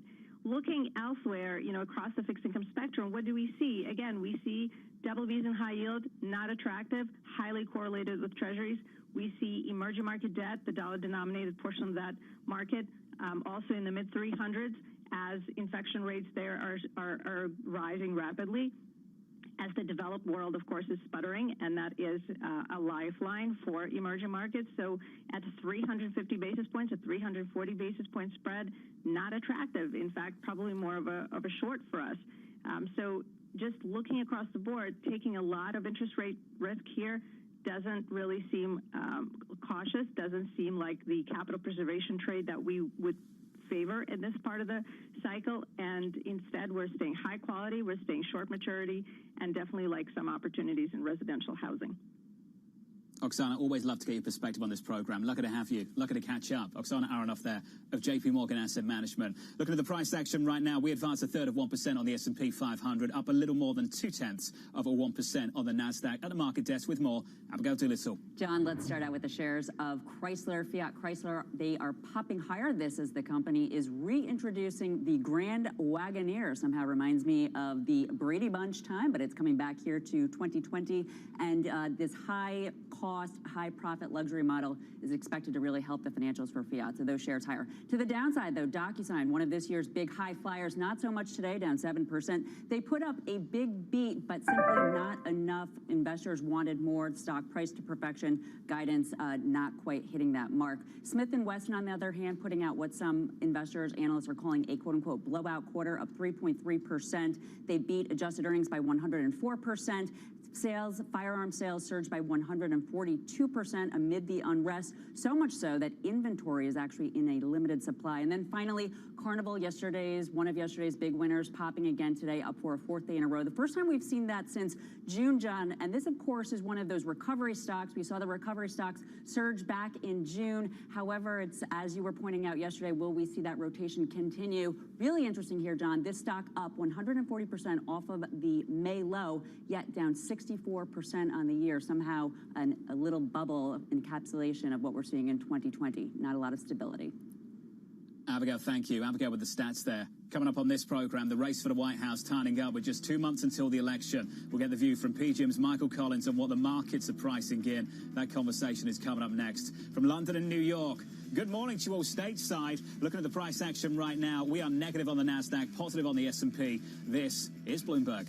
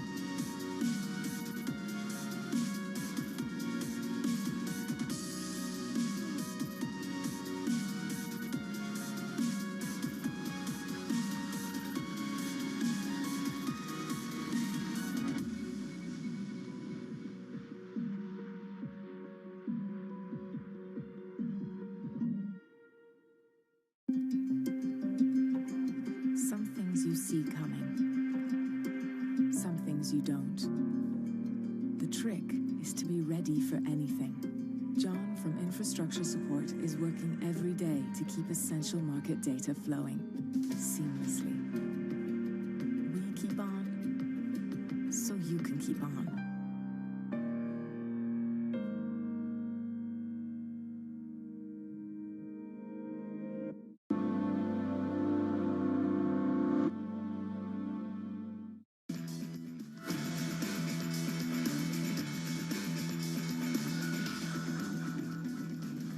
14 minutes into the session, here's the price action this Friday morning. I believe it is the 5th upside surprise on a payrolls report. 5 months running. This one does not buy you much of an equity market rally. The S&P up 0.2%. The Nasdaq resuming its slide, down 0.6%. The Nasdaq lower by around about 70 points. Markets finding it more difficult to ignore DC with a presidential election just 2 months away. Jim Bianco of Bianco Research weighing in on the tightening polls, saying the economy will be key to the outcome. The election is a dead heat right now. I'm fond of saying that the election will turn on events that haven't happened yet and that we can't almost predict. The big issue is going to be the economy and whether or not the recovery that we've had since the first, second quarter lows will continue. Evidence is that it's stalled right now. And what's masking that is the stock market rally. Joining us now, Kevin Cirilli, Bloomberg Chief, Washington correspondent. Kevin, let's start right there. The importance of the economy and the importance of those numbers that came 1 hour, 15 minutes ago. Yeah, absolutely. And in fact, the president taking a victory lap via Twitter on those economic indicators that came in this morning. And really now, as we inch closer to November 3rd, this is an election that is increasingly having two of the main issues, the pandemic as well as the economy, on a policy collision course. The vaccination approval process, no doubt, going to be a topic at the front line of the debates coming up in the next couple of weeks, but also other areas pertaining to the economy. Take a look at energy policy. When Joe Biden was in southwestern Pennsylvania, Rust Belt portion of the state earlier this week, he said that he didn't want to end fracking. Well, take a listen to what President Trump had to say about that just the other day. Last year, I visited the Shell petrochemical plant in Beaver County. Anybody ever hear of Beaver County? The largest investment in your state's history, all made possible by our pro-energy policies. Biden would wipe out that entire industry, killing the jobs of more than 600,000 Pennsylvania workers. So a key battleground state of Pennsylvania, where the Biden campaign, of course, is headquartered and feels that that is one of the key swing states they would be able to pick up. The Biden campaign also eyeing Arizona, particularly Arizona suburbs, as a potential area that they would be able to nab off of the electoral map. The race is intensifying. That new report out in The Atlantic about comments that allegedly the president made regarding veterans also has the talk of the town in Washington, D.C. The president denying that report in a series of tweets on his Twitter account. Jonathan? Kevin, right now, the President of the United States on the front foot relative to where he was, say, a month ago when we were talking about this race ahead of the November election. I'm just wondering from your perspective, what has happened to the fiscal debate? Because right now it just feels like tumbleweed down through Washington, D.C. Don't see any sign of action anytime soon. Tumbleweed telephone tag. I think that's a great way to describe it, especially as Speaker Pelosi and Secretary Mnuchin saying that they're still a worlds apart as it relates to stimulus. The expectation now behind the scenes is that, again, the lame duck is looking like an opportunity for them to likely pass more stimulus. I would note in private conversations, some rank and file members are raising the issue of the continuing resolution debate that is set to expire, of course, at the end of the month. That might be a narrow, very narrow path and an opening for there to be some type of stimulus or relief for there to be on this front. Kevin, thank you. Good to see you, sir. The White House reaction coming up on this program a little bit later this morning. We'll catch up with Larry Kudlow at around about 10:15 Eastern Time. Michael Collins of PGIM weighing in on the election, writing the following: the markets have successfully absorbed the uncertainties associated with the election. Ultimately, it doesn't matter that much to the markets who wins the next election, but the electoral process may be very messy and result in some near-term market volatility. For more, Mike joins us right now. Hey, Mike, just build on that for us if you can, please. Michael Collins, I believe, has lost the audio. I can hear him. He can't hear us, unfortunately. Michael Collins of PGIM. Mike, this is what we're going to do. We'll try and re-establish, and then we'll come back to you in just a moment. I'm going to reset and go through some of the price action off the back of a really, really nice upside surprise on a payrolls report. Doesn't buy you much of an equity market rally. Looking at the price action right now, the Nasdaq resuming its slide with the sector price action. Let's get back to Abigail Doolittle, shall we? Hey, Abigail. Hey there, John. Well, you know, it feels a little bit like Groundhog's Day, because I could make the case right now, sector-wise, it is risk on. John. If we go into the Bloomberg and use the IMAP there, we will see most sectors are higher, even though the S&P 500 at this point is down slightly. Up top, the sectors that the bulls really want to see there, the financials, energy, industrials, all up more than 1%. Financials really getting a bid as yields are rising. Now on bottom, what we have, consumer discretionary, tech, and communication services, so all of the stay-at-home stocks, as we have the likes of Apple, Amazon, Facebook, Tesla, moving lower, reversing the gain earlier. Now, yesterday, I felt like I missed the mark just a little bit because I would have liked to focus on that weakness. Let's do that now. Take a look at the New York FANG Index over the last 5 days, because right now we have that FANG Index down about 5% on the week. Its worst week since March, similar to Tesla, similar to Apple. So the big question here is the sell-off that we've seen this week for these stocks just the removal of the froth, or is it a sign of something deeper? The fact that we do have bonds lower on the day, as you've been pointing out, not a lot of action happening in currencies, perhaps suggests that a little bit too far, too fast, and profits being taken. Let's see how the rest of the day plays out, John. Abigail, thank you. Thank you very much. I understand we have re-established that connection with Mike Collins of PGIM, sitting very comfortably in his living room, so I don't feel too sorry for you, Mike. It's great to catch up with you. This is going to be the quickest Mike Collins interview we've ever done. So, Mike, let's just start. Price action of the last 24 hours. Your takeaway, please. Yeah, I think the market is starting to look forward, Jonathan, to what's likely to be a rotation over the next year or so, really notwithstanding the election results. In my opinion, I really don't think it matters really who the president is. I think the market is really focused on fundamentals, on earnings, on GDP growth, on inflation, et cetera. And I think this rotation is probably going to be really significant away from the big leaders, the big equity guys who would probably suffer a little bit in a Democratic win, given the focus on maybe breaking up the monopoly power of some of the biggest companies. But just on a valuation basis and on a cyclical rotation basis, you have to think, Jonathan, over the next 12 months, the value companies, the cyclicals, will start to outperform the big growth leaders. And I think that we're starting to see the early signs of that. Mike, how does that thinking extend away from equities to credit at the moment? Same scenario for you? Yeah, so in credit, our focus really over the last 6 months or so, since the onset of the pandemic and the sharp widening we saw in credit spreads, Jonathan, was to really stick with the highest quality companies, the highest quality credits, the highest quality bonds, but go out on the yield curve. So buy long maturity corporate bonds, for example, where you get the most bang for your buck. And I know that's inconsistent with some of your other guests you've had who are saying, let's hunker down in the front of the curve. I don't think that's where the value is. The value is actually in longer maturity, high quality credits, where when the yields come down or those credit spreads tighten, you get a bigger pop in dollar prices, a bigger total return. So that's where the value is. Now, in terms of the rotation, at some point, once we get a little more comfortable, I think maybe post the election, maybe once we get a little more optimism on a vaccine, I think you're going to see an opportunity maybe to go down in quality again within the credit markets. Mike, you look comfortable. I love the new beard. I think you're looking great. It's really great to catch up, as always. Mike, let's talk longer soon. Mike Collins there of PGIM. Coming up on this program, the market-moving events you need to be watching. That'll be next in our trading diary. From London and New York, let's get you some price action, shall we? Post payrolls, we set up as follows. 23 minutes into the session, your equity market taking shape in the following way. The equity market advancing around about 0.5%. If you're looking at the Dow, if you look at the S&P 500, we are down 0.2% after a really volatile 24 hours. This is Bloomberg.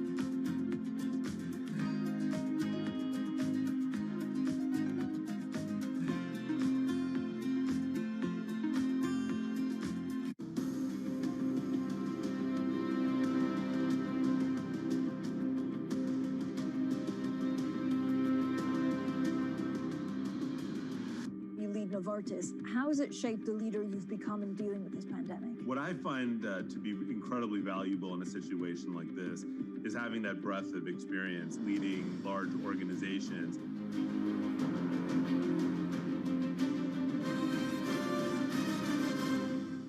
The rapidity with which we are moving relates more to technological advances in how you can make a vaccine even before you start testing it, that makes me confident that we are going to do everything we can to determine safety. We know it's a pandemic, and we want to be very responsible for pricing. We plan to underprice this vaccine for its value, especially in the pandemic phase.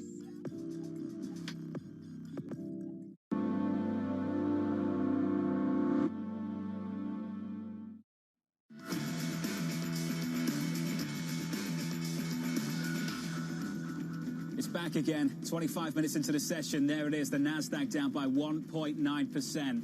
That is the beating heart of this market right now, where all the focus is in the last 24 hours. The slide resumes. Even the S&P dragged lower by 0.5%, even as we get an upside surprise on payrolls. Let's get to the trading diary, shall we? Through the weekend into Monday. Remember, US markets will be closing for Labor Day holiday on Monday. Tuesday, we get Eurozone GDP and unemployment data. Thursday is the ECB rate decision, followed by a news conference with ECB President Christine Lagarde, plus another round of initial jobless claims this coming Thursday, PPI and wholesale inventories data, and US CPI data rounding out the week on Friday. That's the data for the week ahead. Coming up very shortly, we'll catch up with Larry Kudlow outside the White House on the latest job numbers. Right now, the Nasdaq slide continues. Picking up the baton will be Alex Steele and Guy Johnson from New York City and London. For our audience worldwide, this was the countdown to the open. This is Bloomberg TV.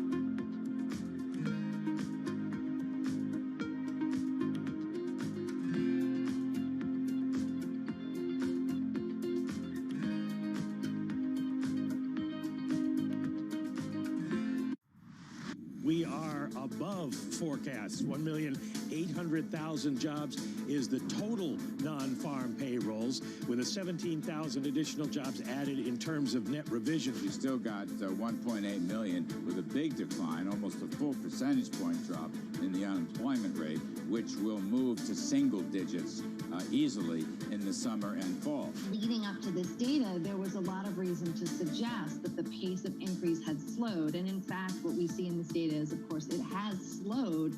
But the good news is that it is continuing. And it is continuing despite some slowdowns that we're seeing around the country as a result of an increase in cases. People tend to focus on the growth rate. The big issue is the depressed level of spending and income in the economy, which is reflected in the level of the unemployment rate of around 10%.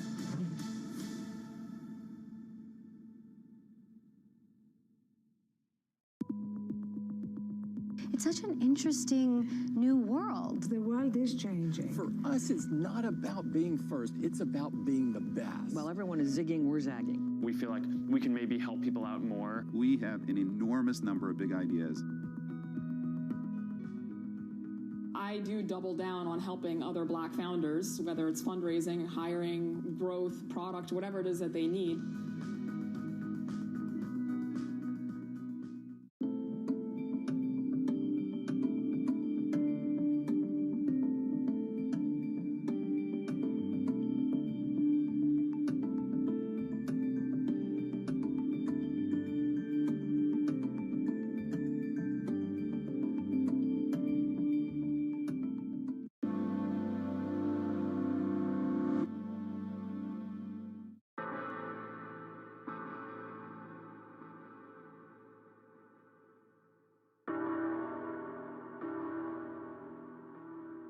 Months after Hurricane Maria, Puerto Rico is still in peril.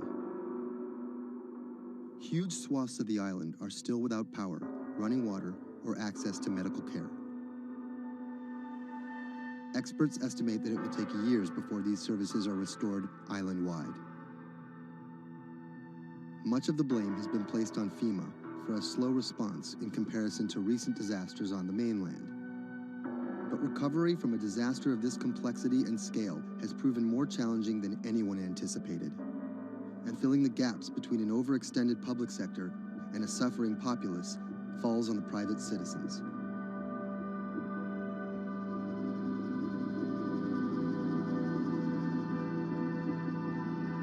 Robert Anderson is a Puerto Rico resident of 4 years. The eye of the storm came in south of El Yunque, swept up towards San Juan and out to Arecibo. Everything on the right-hand side is what we call the dirty side of the storm. This isn't his first time in a disaster zone. With a military and telecom background, Anderson worked on repairing damaged cell phone towers in New Orleans after Hurricane Katrina. Some might be tempted to label him a disaster capitalist, seeking lucrative government contracts for his expertise. But as Anderson finds himself in the middle of a humanitarian crisis, he and his associates are developing a variety of pro bono recovery projects that target the island's hardest hit areas. I see two Puerto Ricos. We're here in San Juan. They have telecommunications restored.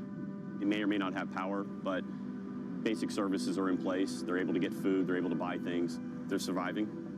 And when you look outside of the San Juan area, you can go 15 minutes from here and find areas that are devastated.